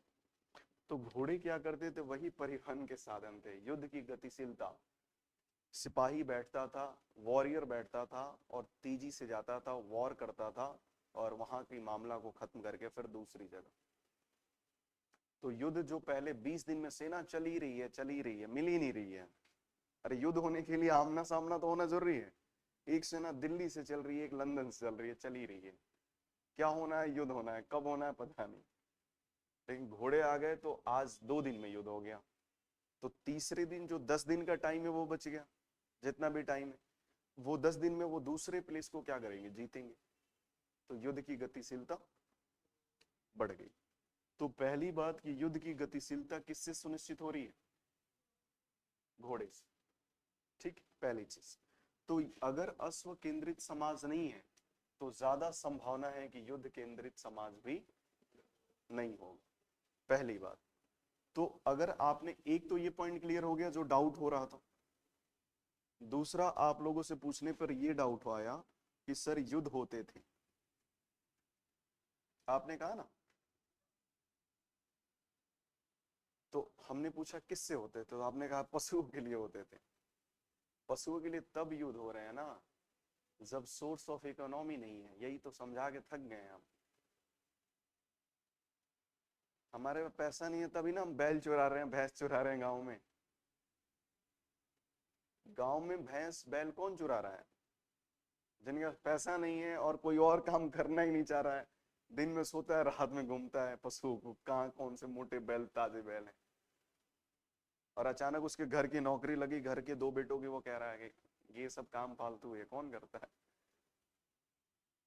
तो वो कहता है कि देखो हम चोरी कर रहे थे, ये बात मान रहे हैं, लेकिन 2 साल पहले, अब तुम किसी से पूछो हम सिर्फ टीवी देखते हैं, तो अब बताओ युद्ध होंगे पशुओं को लेकर? नहीं होंगे। सोसाइटी डेवलप कर गई है, इकोनॉमी आ गई है, तो इकोनॉमी को ध्यान में रखते हुए आंसर देना है। अगर हम ये क्वेश्चन नहीं पूछ रहे होते तो ये भी डाउट था, ये तो बड़ा ब्लंडर डाउट था, है ना? तो युद्ध के प्रमाण वैसे भी नहीं मिले हैं, और हमें अगर तर्कों की कसौटी पर देखें तो वैसे भी नहीं मिल रहा है। तो अश्व केंद्रित समाज नहीं है तो युद्ध की प्रधानता भी, और व्यापारी समाज कहाँ युद्ध करेगा यार? सोच के देखो, अगर वो युद्ध करेगा तो लाभ कब कमाएगा? ये भी बात है। तो युद्ध के प्रमाण अभी तक नहीं मिले, जिस दिन मिलेंगे उस दिन अपना कॉन्सेप्ट हम बदल देंगे, लेकिन हमें उम्मीद नहीं है कि मिलेगा। ठीक है, आगे बढ़े, चलो लिखिए। घोड़े की अस्थियों से, तो ऐसे जब भी कोई एग्जाम्पल मिले, जैसे सुतकांगे डोर हमने लिखवाया, तो सुतकांगे डोर को आप अंडरलाइन कर दिया कीजिए जब भी ऐसा कुछ मिले, या फिर अगर वो लाइन ही पूरी लग रही है तो यहाँ पे स्टार मार्क कुछ अपने हिसाब से दे दीजिए, जिसको आपको रिवीजन करने में लगे कि हाँ ये इंपॉर्टेंट पॉइंट था। ठीक है, लिखिए आगे। शिल्प उद्योग, शिल्प उद्योग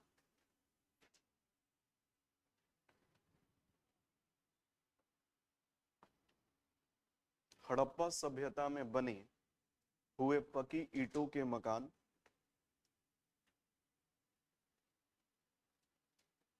ईंट उद्योग की उपस्थिति को सूचित करते हैं।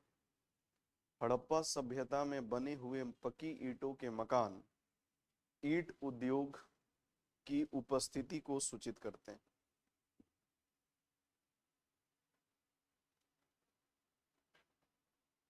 इस तरह वस्त्र उद्योग, मृदभांड उद्योग,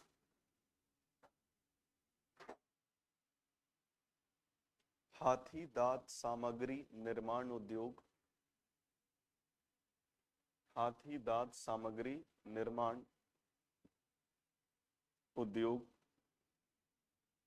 धातु निर्माण उद्योग विकसित अवस्था में, विकसित, हाथी दांत निर्माण उद्योग, धातु निर्माण उद्योग विकसित अवस्था में थे,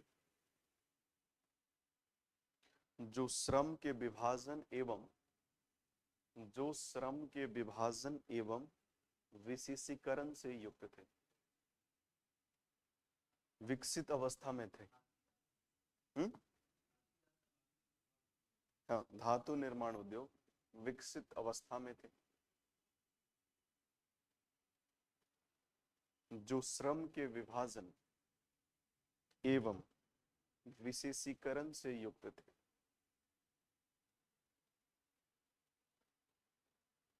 इसका मतलब है अपने अपने एरिया में स्पेशलाइज्ड थे, है ना, विशेषीकरण से युक्त थे। हो गया, आगे लिखिए। अतः व्यापार व वाणिज्य को, अतः व्यापार व वाणिज्य को बढ़ावा मिला। धीरे धीरे स्पीड भी मेंटेन करना सीखना पड़ेगा।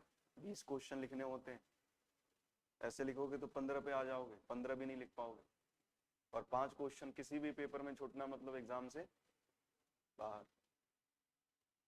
तो स्पीड भी मेंटेन करना है। ऐसा नहीं है ना सपना देखा अधिकारी बन गए, जब तक वो आपको गला नहीं देगा ना एग्जाम, तब तक वो आपका एग्जाम नहीं निकलेगा। दिमाग से नहीं, मेहनत से। तो थोड़ा सा जिनका बहुत स्लो है, आप करिए, धीरे धीरे करिए, मैं प्रेशर नहीं बना रहा, बट इसको ठीक कर लीजिए। ठीक है, नहीं तो 12-15 क्वेश्चन पे अगर रुक गए तो 20 क्वेश्चन हर पेपर में लिखने हैं, कैसे होगा? समझ रहे हैं ना? लिखिए। अतः व्यापार व वाणिज्य को बढ़ावा मिला।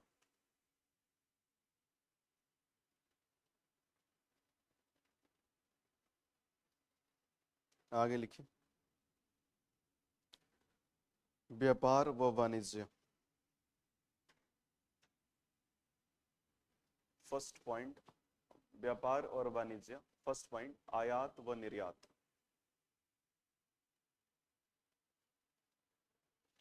हड़प्पावासी वस्त्र, हड़प्पावासी वस्त्र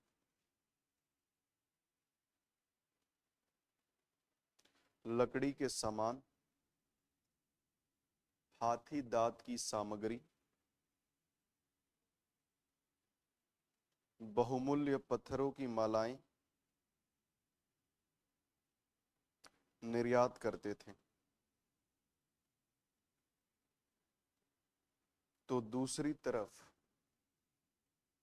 हाथी दांत की सामग्री, बहुमूल्य पत्थरों की मालाएं निर्यात करते थे। तो दूसरी तरफ कुछ छूट रहा है क्या?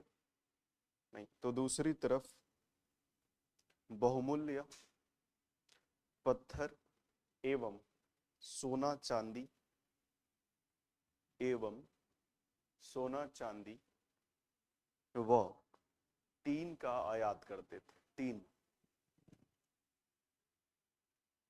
टीन का आयात करते थे। नेक्स्ट, यातायात के साधन। हड़प्पा सभ्यता में स्थल एवं जलमार्ग प्रचलित था। आप एक पैड जरूर ले लीजिए, आपसे रिक्वेस्ट है, नहीं तो हमसे पैसे ले लीजिए, लेकिन ले लीजिए आप लोग, उससे राइटिंग खराब हो जाएगी, बहुत सारी चीजें होंगी, क्योंकि इस पे तो समझ ही रहे हो कैसे हो जाएगा। ठीक है, लिखिए। हड़प्पा सभ्यता में स्थल एवं जलमार्ग प्रचलित था। बैलगाड़ी यातायात का सर्व प्रमुख बैलगाड़ी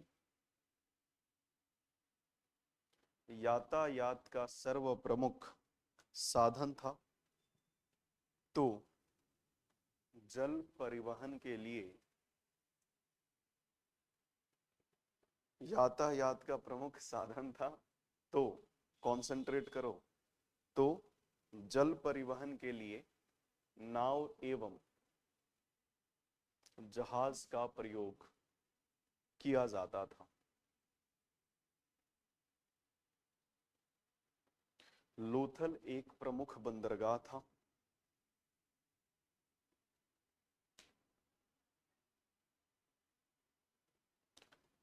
यहां से लोथल एक प्रमुख बंदरगाह था। यहां से गोदीवाड़ा,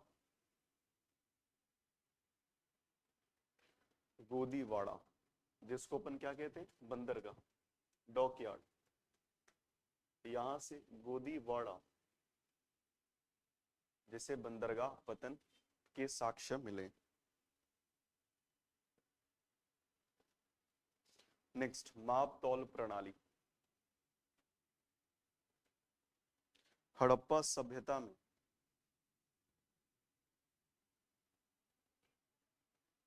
माप तौल प्रणाली। कल से ना आप ऐसे बैठेंगे, ऐसे, है ना, इसमें मेरा वजन ज्यादा पड़ रहा है। ठीक है, ऐसा तो नहीं है टीचर का शोषण करना ही प्रमुख लक्ष्य है? नहीं है ना? तो नहीं तो आप ऐसे बैठ सकते हैं। तो इसको ना मैं थोड़ा और डाउन कर लूँ। ठीक है, क्योंकि गर्मी के दिनों में मैं गर्म पानी पीता हूँ, इससे बड़ा शोषण क्या हो सकता है?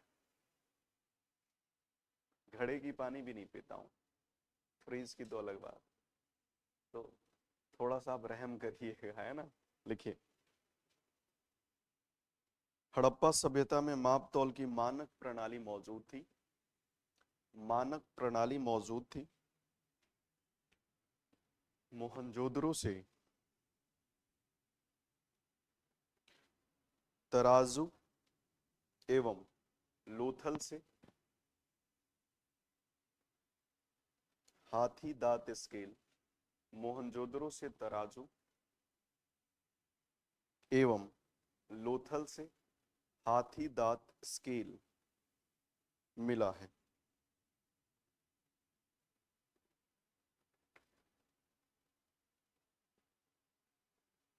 नेक्स्ट लिखिए। व्यापारिक प्रमाण। अच्छा, हमने सारी चीजें तो बात कर ली थी कल, है ना, वही लिख रहे हैं, लेकिन हमने व्यापारिक प्रमाण की बातें नहीं करी थी। सब कुछ था, लेकिन व्यापार कहाँ हो रहा था?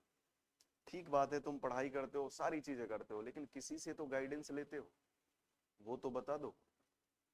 तो व्यापारिक प्रमाण कहाँ है? तो एक मेसोपोटामिया का एक राज्य था, या फिर राजा था, जिसका उल्लेख मिलता है सारगोन। तो सारगोन ने अपने इंस्क्रिप्शन में ये बातें बताई, सारगोन ने अपने अभिलेख में ये बात बताई कि हम क्या करते थे, हड़प्पा वासी से व्यापार करते थे, या हड़प्पा वासी का व्यापार विदेशों में भी होता था। बहरीन आपने एक नाम सुना होगा ऐसे, या फिर मकरान के तट तक भी क्या थी, ये चीजें जाती थी। तो ये प्रमाण कहाँ से मिला, सारगोन के अभिलेख से। सारगोन का अभिलेख कहाँ, मेसोपोटामिया। तो इसी को लिखना, लिखे मेसोपोटामिया के साम्राज्य सारगोन अभिलेख से, अंडरलाइन कर देना, सारगोन अभिलेख से हड़प्पा वासियों का व्यापारिक संबंध, हड़प्पा वासियों का, सारगोन, सारगोन, सारगोन के अभिलेख से, अभिलेख से हड़प्पा वासियों का व्यापारिक संबंध प्रमाणित होता है।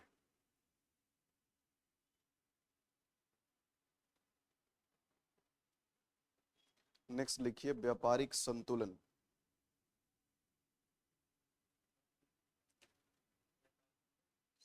संबंध पता चलता है या प्रमाणित होता है। हड़प्पा वासियों का व्यापारिक संबंध मिलता है, प्रमाणित होता है, पता चलता है। ठीक, लिखिए व्यापारिक संतुलन। अब व्यापार तुम पढ़ तो रहे हो, गाइडेंस ले तो रहे हो, लेकिन उसका बेनिफिशियरी कितनी है, बेनिफिट कितना है, लाभ कितना है, ये होगा। तो उसी सेंस में लिखिए व्यापारिक संतुलन। व्यापार वाणिज्य का संतुलन हड़प्पा सभ्यता के पक्ष में था।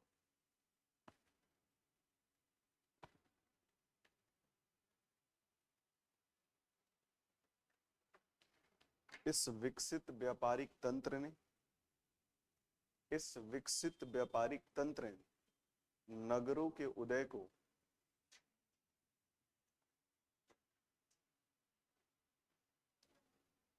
इस विकसित व्यापारिक तंत्र ने नगरों के उदय को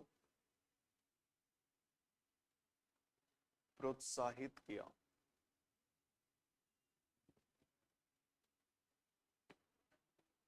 नगरों के उदय को प्रोत्साहित किया। अतः अतः प्रशासनिक केंद्र के रूप में, प्रशासनिक केंद्र के रूप में हड़प्पा एवं मोहनजोदड़ो नगर अस्तित्व में आए। हड़प्पा एवं मोहनजोदड़ो नगर अस्तित्व में आए तो लोथल बंदरगाह नगर के रूप में विकसित हुआ।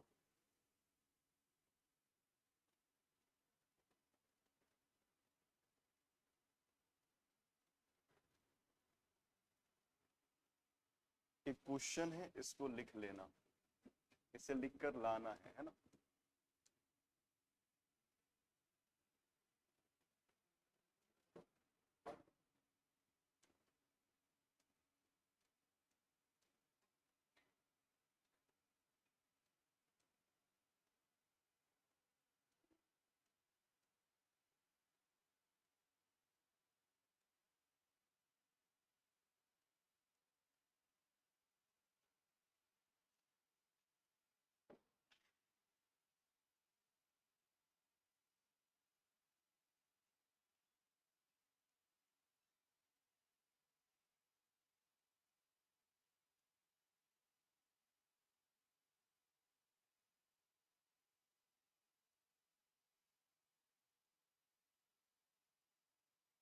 ठीक, हड़प्पा सभ्यता की आर्थिक प्रगति उसके नगरीकरण का क्या है, आधार।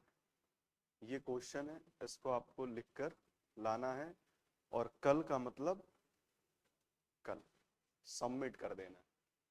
उस क्वेश्चन के आंसर की बात यहाँ पे करेंगे डिस्कशन में, लेकिन हम चेक करेंगे बाहर।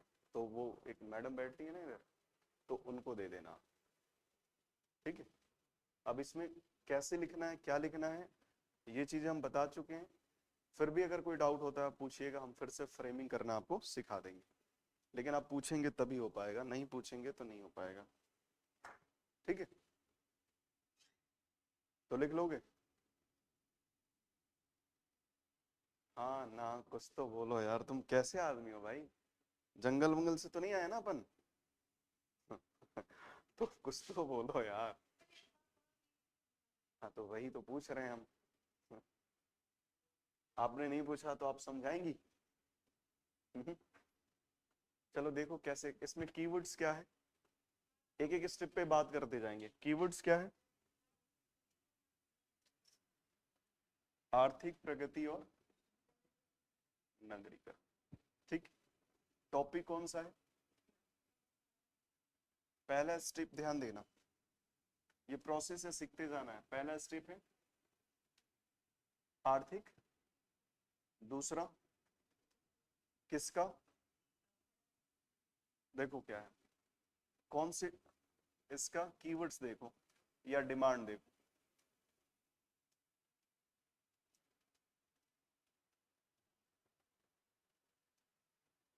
पहले क्वेश्चन कह रहा है आर्थिक प्रगति हो रही है,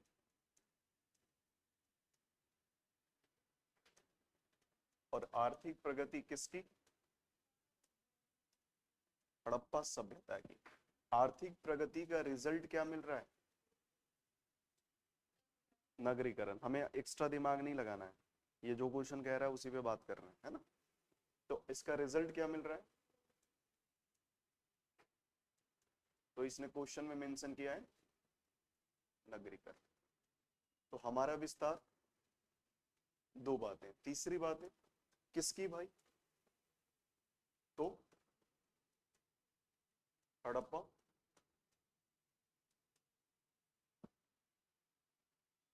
क्वेश्चन मिल गया, क्वेश्चन किस टॉपिक से पूछा गया ये मिल गया, क्वेश्चन की डिमांड क्या है मिल गया। अगर इतनी बातें हम हर क्वेश्चन में कर लेंगे, यकीन मानिए हम 50% काम क्या कर पाएंगे, कर पाएंगे।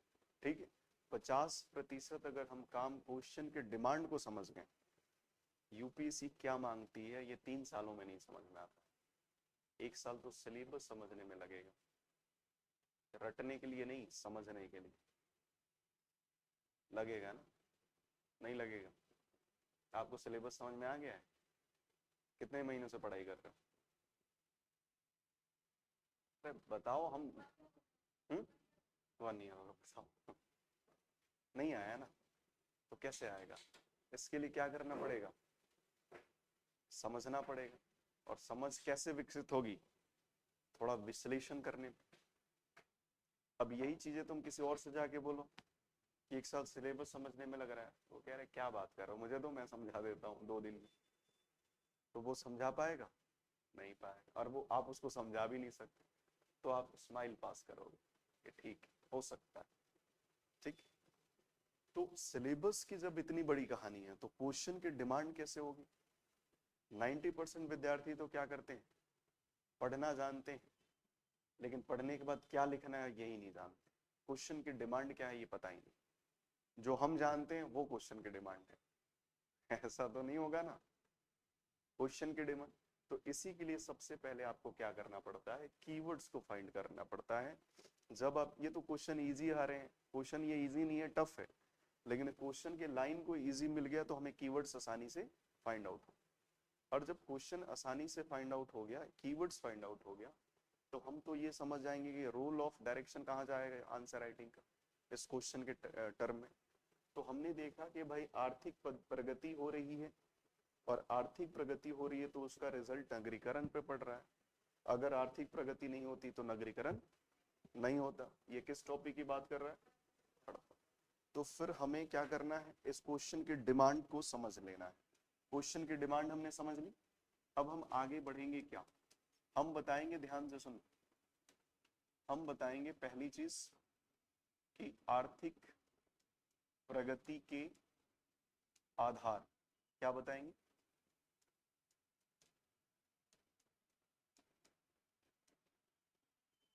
आर्थिक प्रगति के आधार को हम क्या करेंगे, बताएंगे।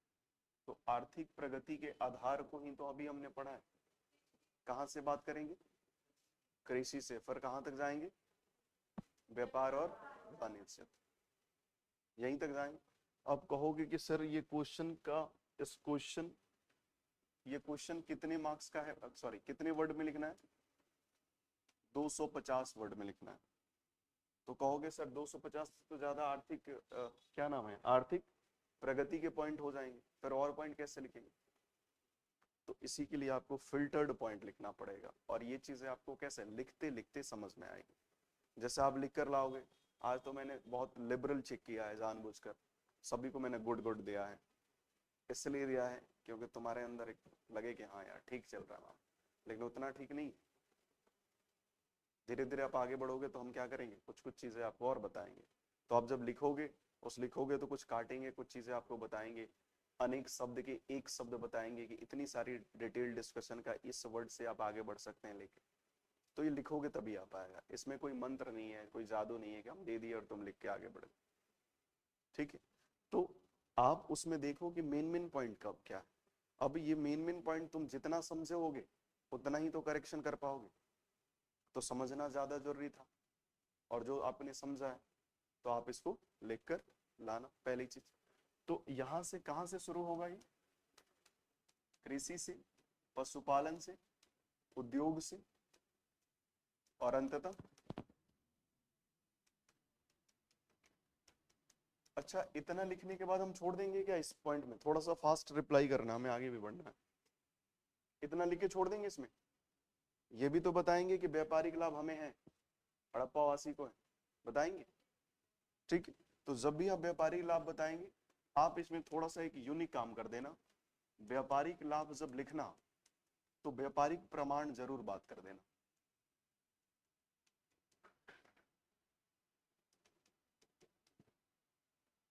ठीक, अब जब व्यापारिक लाभ होगा, व्यापारिक प्रमाण होगा, तो इकोनॉमी सोसाइटी इंटीग्रेट कर जाएगी। इकोनॉमी का रिफ्लेक्शन सोसाइटी पर है, और सोसाइटी लोगों से मिलकर बना है, और वही लोग हैं हड़प्पा वासी। तो फिर हमने एक लाइन लिखा है कि इस विकसित व्यापारिक तंत्र ने नगरों के प्रोत्साहन के उदय को संभव बनाया। तो यही है ना विकसित, विकसित क्या, तो विकसित व्यापारिक तंत्र का यही पॉइंट है ना, यही है, बाद में लिख लेना। विकसित विकसित व्यापारिक तंत्र की यही पॉइंट है कि भाई उत्पादन भी हो, सरप्लस भी हो, सारी चीजें हो, और हमें लाभ भी प्राप्त, ठीक है, और उसका प्रमाण भी हो।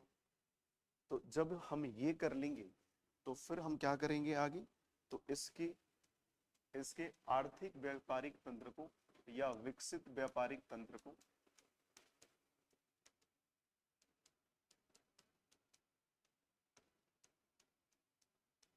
नगरीकरण से जोड़ेंगे, जोड़ेंगे ना। और इसी नगरीकरण में क्या हो जाएगा, प्रशासनिक नगर की बात कर देंगे, जिसमें हड़प्पा, और दूसरा चूंकि व्यापार की बात कर रहा है तो बंदरगाह जरूर डालना पड़ेगा, है ना, तो बंदरगाह जरूर डाल देंगे। तो बंदरगाह नहीं डालकर आप क्या करोगे, बंदरगाही शहर, क्या नाम है, हो जाए। ठीक, तो अब इस बात को देखो, हमारा क्वेश्चन कहाँ गया, क्वेश्चन हमारा था, हमने आर्थिक प्रगति और आर्थिक सॉरी नगरीकरण दोनों को सही कर लिया। अब हम इसके कंक्लूजन क्या लिखेंगे, ये सोच क्या, कंक्लूजन हमेशा आगे की बात करता है। तो इंडस वैली सिविलाइजेशन का अगर आर्थिक प्रगति ज्यादा अच्छा है तो उसके परिणाम क्या निकल कर सामने आएंगे, यही होता है कंक्लूजन, निष्कर्ष। उपरोक्त कथन, किसी ने लिखा था इस बात को, चेक करा था हमने, तो उपरोक्त कथन से यह प्रतीत होता है, तो उपरोक्त कथन से प्रतीत नहीं, उपरोक्त कथन से ज्ञात होता है। क्या होता है, ज्ञात होता है, ठीक है, उपरोक्त कथन से ज्ञात होता है, और वैसे करके आप आगे लिखें। तो परिणाम इसलिए छोड़ रहे हैं कि वो प्रयास आपका है, उसमें हम क्या करेंगे, आपको ट्रेंड करने का काम करेंगे, लेकिन प्रथम प्रयास आपका, ठीक है। तो परिणाम आपको लिखना है, मेन बॉडी का डिस्कशन हमने कर दिया, लेकिन इंट्रोडक्टरी बॉडी छूट गई, परिचय छूट गया। परिचय बताओगे? देखो कहीं भी हम क्या हो गए, कहीं भी अपने रूट से हम भटके नहीं है। इसका बड़ा कारण है हमने डिमांड को यहीं पर क्या किया, पता कर लिया। अगर हम डिमांड को नहीं पता कर पाते तो हम आयात पहले लिखते और फिर उसका व्यापारिक प्रमाण बाद में देते, या व्यापारिक प्रमाण पहले दे देते और सरप्लस बाद में लिख रहे होते। पहले दाल खा लिया, फिर सूखा चावल खाया, फिर सब्जी खाया और फिर रोटी खा रहे हैं, तो खा पाएंगे बताइए आप? तो फिर कैसे आप अच्छा नहीं लिखेंगे तो कैसे आपको मार्क्स मिलेंगे? यही है ना। अगर आप हमारे घर आए और हमने आपको खाना ऐसे ही दे दिया, अभी रोटी ला के दिया, फिर आप थोड़ा सा बैठे रहे तो फिर थोड़ा चावल दे दिया, फिर दाल नहीं दे रहे हैं, दाल थोड़े टाइम बाद दे रहे हैं, फिर आप कहोगे कि ले जा, नहीं चाहिए, ऐसी बेइज्जती करनी थी तो नहीं बुलाना था। तो तुम वही करोगे ना यहाँ, अगर डिमांड नहीं हो पाएगा तो ठीक। तो सबसे पहली चीज डिमांड को क्लियर करना जरूरी है। लेकिन अभी भी छूट गया, प्रथम क्या काम है, परिचय, तो क्या लिखेंगे? हमने पहले क्लास में आपको बताया है कि लिख तभी पाएंगे जब बोल पाएंगे, बोल तभी पाएंगे जब सोच पाएंगे, सोच तभी पाएंगे जब कॉन्सेप्ट क्लियर होगा, जब कॉन्सेप्ट क्लियर तभी होगा जब क्लास में सामने आके बैठेंगे। ऑनलाइन फैसिलिटी, आप शिक्षा के क्षेत्र में बड़ी क्रांति है ऑनलाइन, लेकिन आज भी गरीब बच्चा आकर दिल्ली जैसे शहरों में 2-2 लाख रुपए क्यों दे रहा है?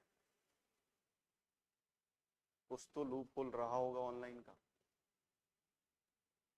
नहीं तो 2 लाख में आप 10 साल पढ़ोगे, आपकी 2 जनरेशन पढ़ लेगी। 8,000, 10,000, 15,000 तो फी है। और उसमें क्या होगा, बड़े बड़े मास्टर दिखा दिए और उनके रिकॉर्डेड लेक्चर को डलवा दिए। पढ़ लोगे पता चल जाएगा, लेकिन हाइजेनिक नहीं है, समझ रहे? इसीलिए आपको दिल्ली आना पड़ेगा। आज ऑनलाइन इतनी बड़ी क्रांति भूमिका में है, फिर भी लोग दिल्ली में, भीड़ क्या कम हुई है? क्या बिहार, यूपी, राजस्थान से बच्चा नहीं आ रहा है इधर? हरियाणा तो चलो पास का है तो वो बाइक उठा के निकल लेते हैं, लेकिन आज भी जारी है कि नहीं? और ऐसा नहीं अमीर घर का बच्चा आ रहा है, गरीब घर का बच्चा आ रहा है, सर्वाइवल मुश्किल है फिर भी आ रहा है, समझ रहे? तो इस बात को हमेशा ध्यान देना, सीखने के लिए आपको सामने बैठना ही पड़ेगा। अगर आप एक्टिंग करना चाहते हैं तो फिर बहुत फैसिलिटी, टैब लगा दिया, एसी लगा दिया, टेबल लगा दिया, मोटिवेशन के लिए 2-4 चिपका दिया, कॉफी पी रहे हैं, रील्स बना रहे हैं, आपको पता है कि आप क्या कर रहे हैं। कहा जाता है जिस दिन आपको थकान हो जाए पढ़ते पढ़ते, तो उस दिन से काम ठीक हुआ है। और जिस दिन थकान पढ़ने के बाद खुशी मिलने लगे कि यार यार आज मैंने 10-12 घंटा पढ़ा है और सुकून की नींद आए, वही है रियल प्रोडक्ट। और ये चीजें तभी होगी जब हम उस प्रक्रिया में धीरे धीरे लगेंगे। अचानक कोई चीजें नहीं है, कोई चीज अचानक है नहीं है ना, तो फिर तो थोड़ा सा इस पर ध्यान देंगे ना। लेकिन फिर अभी भी वही बात रुक गई है, परिचय कौन बताएगा? कुछ तो प्रयास करो यार। हम्म।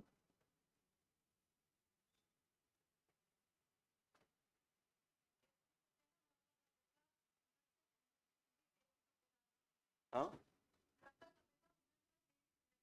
हम्म।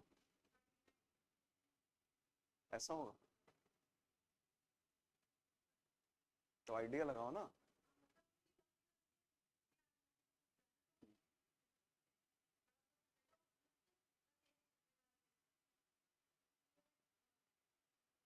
देखो क्या लिखेंगे, ध्यान से सुनना है ना।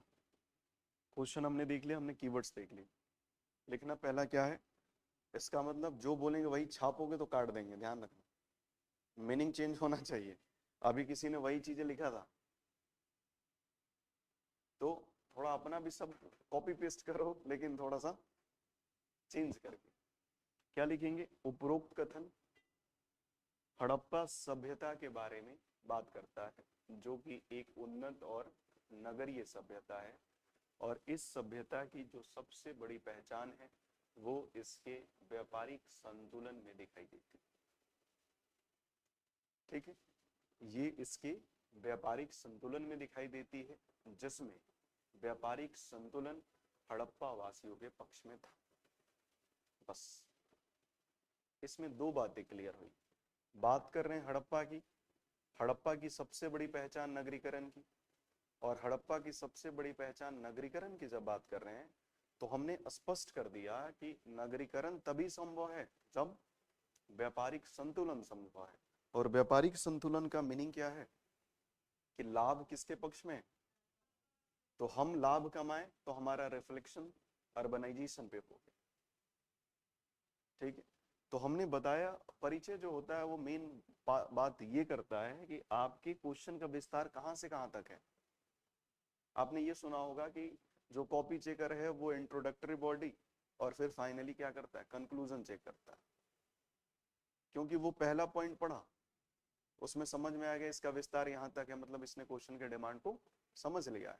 कंक्लूजन देख लिया, मेन बॉडी में दो तीन पार्ट जो उसका विस्तार, जैसे हमने अभी बात करी क्या, नगरीकरण, हमने अभी बात करी व्यापारिक संतुलन, तो हम यहाँ मेन बॉडी में व्यापारिक संतुलन ढूंढने का प्रयास कर रहे हैं, मिल गया, और जब मिल गया तो फिर हम फाइनली क्या कर दिए, सही करके आगे बढ़ गए। 2 मिनट का काम है आंसर चेक करना, लेकिन ये तभी हुआ ना जब सिलसिलेवार ढंग से लिखा गया।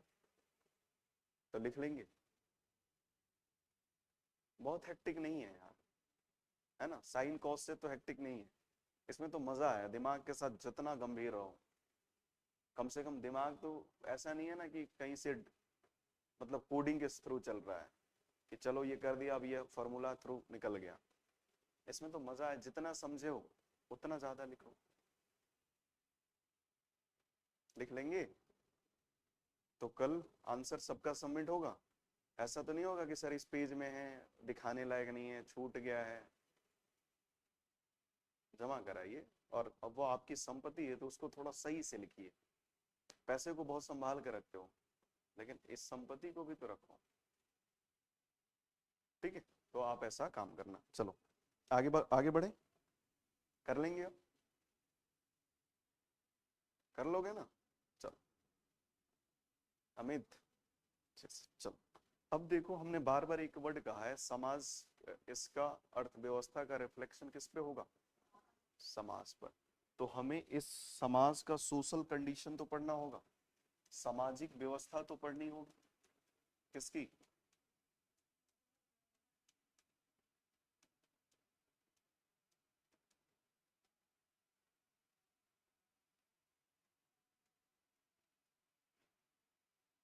अब यहाँ पर एक वर्ड अच्छे से लिखा जा सकता है कि इकोनॉमी इसकी क्या है, तो सबसे ज्यादा मजबूत है, इकोनॉमी इसकी सबसे ज्यादा स्ट्रांग है। और अगर इकोनॉमी इसकी सबसे ज्यादा स्ट्रांग है, इसका मतलब समाज का रूप, डायमेंशन ज्यादा मिलेगा, आयाम ज्यादा मिलेगा। समाज अपनी गतिविधियों को अलग अलग प्रतिक्रियाओं में व्यक्त करेगा। कोई ज्वेलरी पहनेगा तो कोई एंटरटेनमेंट करेगा, कोई पूजा पाठ करेगा, तो कोई विद्वान भी होगा। ठीक है, तो यहाँ पर पहली जो चीज मिलती है वो ये मिलती है कि इकोनॉमिक कंडीशन तो अच्छी है, और इसी में फोर, आपको इस समाज में 4 विभाजन मिलता है, 4 टाइप्स ऑफ डिवीजन मिलता है। समाज में पहला होता है स्कॉलर, जिसे कहते हैं विद्वान। दूसरा होता है वॉरियर, वॉरियर को क्या कहेंगे, सैनिक, है ना, सैनिक कैसे, सोल्जर, है ना। तीसरा, तीसरा बोलो, मर्चेंट, है ना, व्यापारी, मर्चेंट यानी व्यापारी। और चौथा,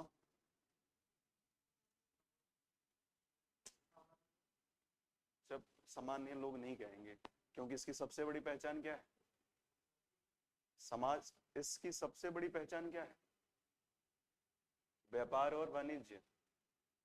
ट्रेड इन कॉमर्स, और जब ट्रेड इन कॉमर्स होगा तो मजदूर क्लास होगा नहीं होगा, तो लेबर क्लास। तो यही चार प्रकार का डिवीजन मिलता है, सैनिक, विद्वान, व्यापारी और ठीक है। अब देखो इसने सैनिक, आप सोच रहे होगे युद्ध तो हो नहीं रहा, सैनिक कहां से बना दिया इसे, ऐसा मन में आ रहा होगा। ठीक है, आपने कोई एक बड़ी कंपनी देखी होगी, कभी आपने ट्रैवल किया होगा, तो उसकी सुरक्षा अपने गार्ड होते हैं और उनके पास बड़ी पावर है, देखा होगा आपने, है ना। तो अब मान लो कि हमारा सबसे बड़ी पहचान ये है कि हम व्यापार और वाणिज्य कर रहे हैं, तो भाई जहां पे इंडस्ट्री होगा वहां पे सुरक्षा रखी गई होगी, जहां पे पैसे जमा किए जा रहे हैं वहां पे रखी गई होगी, और जहां से माल जा रहा है वहां पे रखी गई होगी, यही है ना। तो इस सेंस में जो गार्ड रहे उनको क्या कह दिया गया, तो सैनिक ये किस भाव से थे, सुरक्षा भाव से, न कि युद्ध भाव से। क्लियर हो रहा है। दूसरा, विद्वान तो रखे ही जाएंगे, विद्वान क्यों रखे जा रहे हैं, वो बता रहा होगा कि भैया बिजनेस ऐसे करो, है ना। आपने वो पढ़ा है इकोनॉमिक, उसमें बुल आप पढ़ेंगे शेयर मार्केट में, तो वो एक तरह से दलालों का बड़ा रूप है, लेकिन उसको बड़ा सम्मान है ना, उससे कोई नहीं मिल सकता जल्दी, बहुत उनका उसका अपना ओहदा है, और जब वो मर गया तो फिर बड़ा दुख भी होता है, क्योंकि वही बताता है कि शेयर जाएगा कि गिरेगा, तो ऐसे थोड़ी बताएगा, भविष्यवाणी थोड़ी करेगा, उसके पास अपने क्या होंगे, स्किल होंगे, नॉलेज होंगे, उस वजह से क्या कर रहा होगा। तो ये हो गए, और व्यापारी का तो भाई, और मजदूर का, तो चार प्रकार से विभाजन। लेकिन इसमें आपने एक बात गौर किया होगा कि यहाँ पर वर्ण व्यवस्था हमने बात नहीं करी, करा है क्या, वर्णा सिस्टम की बात करी क्या हमने, नहीं करी। इसका मतलब वर्ण व्यवस्था यहाँ पे क्या है, ये तब तक अनुपस्थित मान रहे हैं जब तक साक्ष्य नहीं मिला।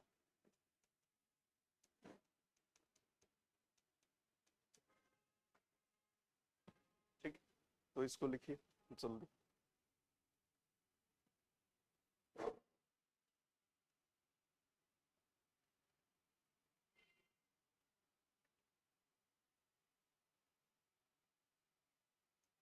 हो गया।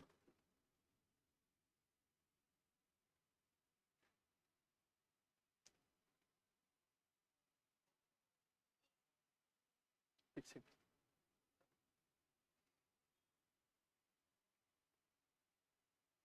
आपकी डेली एक क्लास ही चलती है, तब तो बहुत टाइम है यार आपके पास। हाँ, नहीं टाइम है, तो टाइम है ना बहुत, तब तो आपको अच्छे से पढ़ना चाहिए। फिर हम क्वेश्चन 2-3 दे सकते हैं एक दिन में, हमें पता है कि आप नाराज हो रहे हैं, लेकिन हम चाहेंगे कि आप नाराज ही रहें, बाद में आपको खुशी होगी। तो धीरे धीरे क्वेश्चन की संख्या हम क्या करेंगे, बढ़ाएंगे। ठीक, और क्वेश्चन जिस दिन आप प्रॉपर लिखना सीख जाएंगे, उस दिन हम आपको क्वेश्चन बनाना सिखाएंगे कि क्वेश्चन बनाया कैसे जाता है। और अगर क्वेश्चन बनाना आप सीख गए, तो एक दिन में हम 10 क्वेश्चन बनाएंगे, और उस 10 क्वेश्चन को चाहेंगे कि आप लिख कर भी लाएं। जितनी ज्यादा मेहनत उतनी जल्दी सफलता। ठीक है, चल। अब एक चीज ध्यान देना, यहाँ पर क्या हो रहा था, तो यहाँ सबसे ज्यादा मातृ देवी की क्या की जा रही थी, पूजा की जा रही।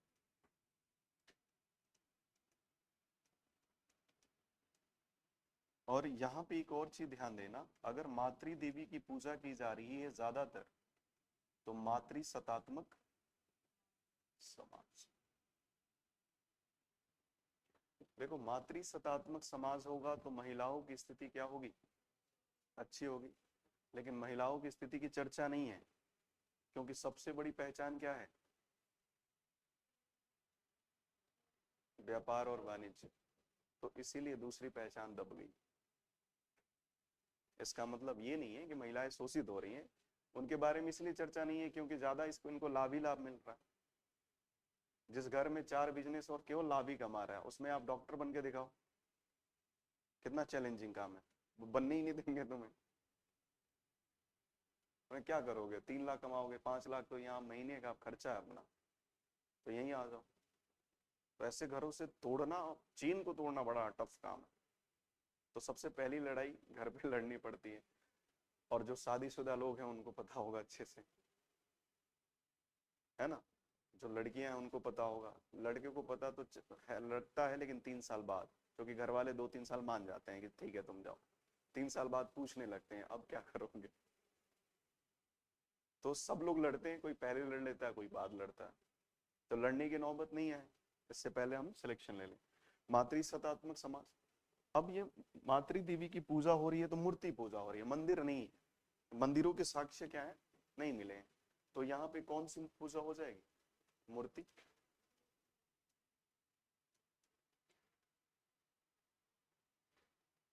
ठीक। अब एक और चीज देखो, यहाँ के बाद थोड़ा आगे देख लेना। लोगों, अगर तुम्हारे घर पैसा है ना तो तुम बहुत ज्यादा विश्वास करोगे, किस पर, पूजा पाठ। तो आप देखना जिनके घर पैसा है ना वो बहुत ज्यादा पूजा पाठ में लीन रहते हैं। कभी वृक्ष पूजा करेंगे, वो होता है ना वट वृक्ष की पूजा, आपने देखा होगा। तो यहाँ पर वृक्ष वृक्ष पूजा भी क्या है, प्रेजेंट।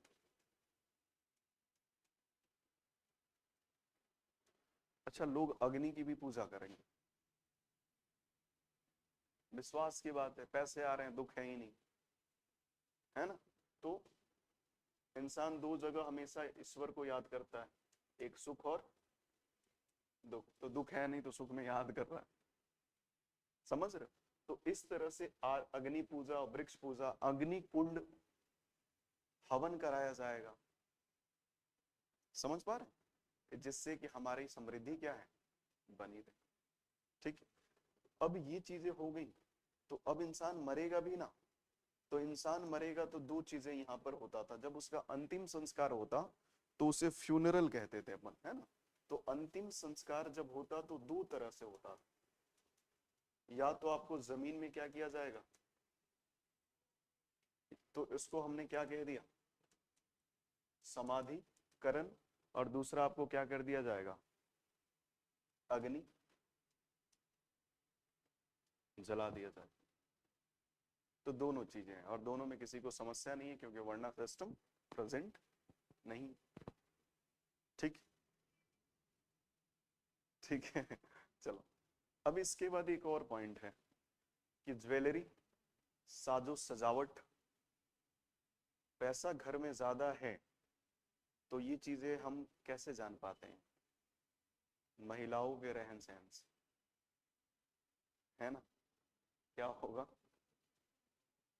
हाँ, तुम्हारी आवाज ये नेचुरल नहीं है मैडम, इसलिए तुम ठीक से बोलो। तो क्या अच्छा होता है, गहने और फाउंडेशन, सजावट। तो आपके यहाँ जो, आप जब रेडी होती हैं, महिलाएं जब रेडी होती हैं, मम्मी लोग जब रेडी होती हैं, सिस्टर या फिर आप लोग, तो उसमें आपने देखा होगा कि उनका सजावट का एक बॉक्स होता है, वो पूछ रहा है इसलिए चर्चा कर रहे हैं, बॉक्स होता है, उसमें सारी चीजें वो रखते हैं, तो उसे वेंटिंग बॉक्स कहा जाता है। तो वेंटिंग बॉक्स की क्या मिलेगी, एविडेंस मिलेगा। इसका मतलब ये है कि हड़प्पा वासी साजो सजावट पर भी ध्यान देते थे, और उसमें एक लिपस्टिक का साक्ष्य भी मौजूद है। इसका मतलब सजावट का लेवल एडवांस, इसका मतलब पैसा ज्यादा एडवांस। ठीक, तो इस तरह से ये सारी चीजें। तो अब देखो, ज्वेलरी सिर्फ महिलाएं पहनेंगी, महिलाएं ज्यादा पहनेंगी, लेकिन सिर्फ महिलाएं पहनेंगी, पुरुष, तो पुरुष और महिलाएं दोनों ज्वेलरी पहनते थे। ठीक है, तीसरी बात ध्यान देना कि इंटरटेनमेंट के लिए क्या करते, बर्ड फाइट कराते थे, पक्षियों को लड़ाते थे, मुर्गे को लड़ाते थे। ठीक है, दूसरा क्या है, एंटरटेनमेंट के लिए शिकार।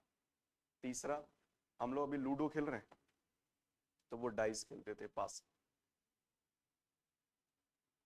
तो ये है इनकी सामाजिक व्यवस्था, सोशल सिस्टम। तो रिफ्लेक्शन हो गया। कैसे रिफ्लेक्शन हुआ? पूजा पाठ से हो गया। पैसा ज्यादा, पूजा पाठ ज्यादा। ठीक है। दूसरी बात क्या रही? पैसा ज्यादा तो साजो सजावट ज्यादा, पैसा ज्यादा एंटरटेनमेंट, तो इस तरह से तो रिफ्लेक्शन हो।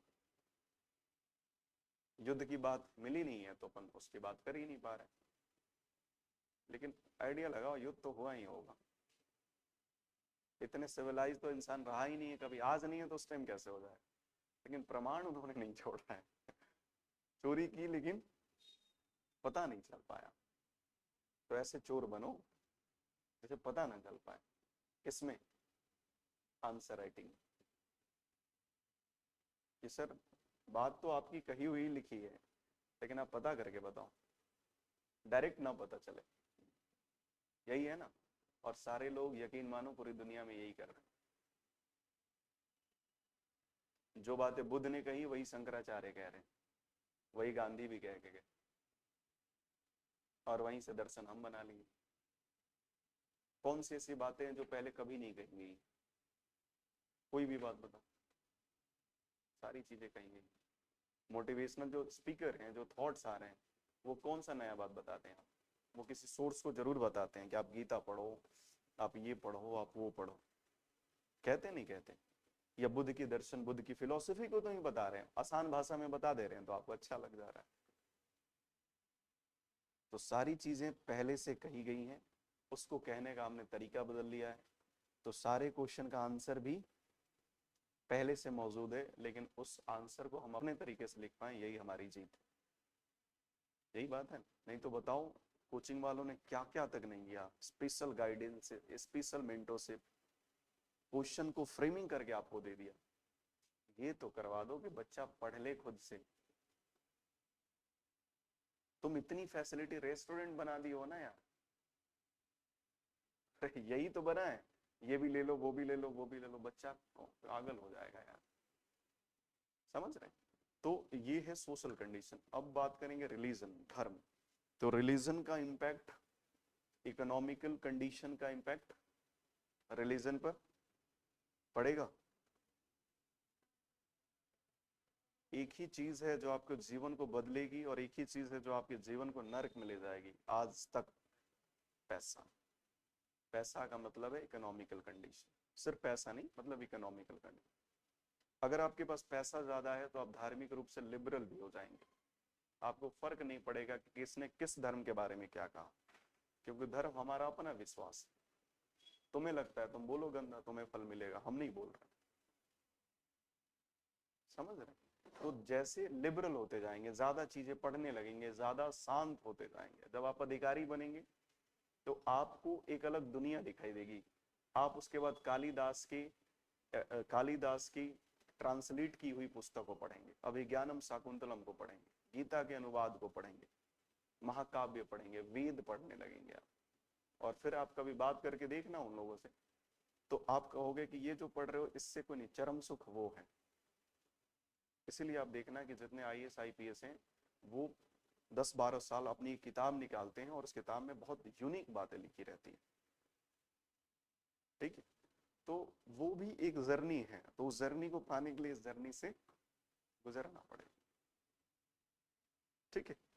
तो धार्मिक व्यवस्था पर रिफ्लेक्शन होगा, और सब चीज का पतन तो निश्चित है। जो जन्म लेगा वो मरेगा ना, तो यहां भी पतन निश्चित होगा। तो एक समय ऐसा आएगा कि ये अपनी व्यवस्था अपने पतन की ओर उन्मुख हो जाएगी। तो पतन की ओर उन्मुख होने का मीनिंग क्या है? कि खत्म हो जाएगी। अरे बोलो, खत्म हो जाएगी। इसकी पहचान खत्म हो जाएगी। पहचान क्या है? फोकस यहीं रहना है। पहचान क्या है? एडवांस एंड RHS देखो प्रूफ कर रहे हैं अपन। एडवांस एंड अर्बन सिविलाइजेशन, उन्नत शहरीकरण। तो उन्नत पहचान को नष्ट कर देना, मतलब ये सभ्यता अब क्या हो जाएगी? शहरी सभ्यता नहीं रहेगी। इसका मतलब ये सभ्यता शहर से गांव की ओर उन्मुख हो जाएगी और यही सभ्यता का पतन कहलाता है। अब सभ्यता अगर गांव की ओर उन्मुख होगी तो मेजरमेंट स्केल प्रॉपर नहीं रहेंगे, उनमें बताओ यूनिफॉर्मिटी रहेगी, समरूपता रहेगी, नहीं रहेगी। अगर ग्रामीण सभ्यता बन गई तो इकोनॉमी डाउन हो गई, ट्रेड एंड कॉमर्स, कृषि, पशुपालन, सोशल कंडीशन कॉम्प्लेक्स हो जाएगा, रिलीजन कॉम्प्लेक्स हो जाएगा, और उसके बाद लोग गांव में रहने को बेबस हो जाएंगे। तो LHS इक्वल टू प्रूफ कर दिया।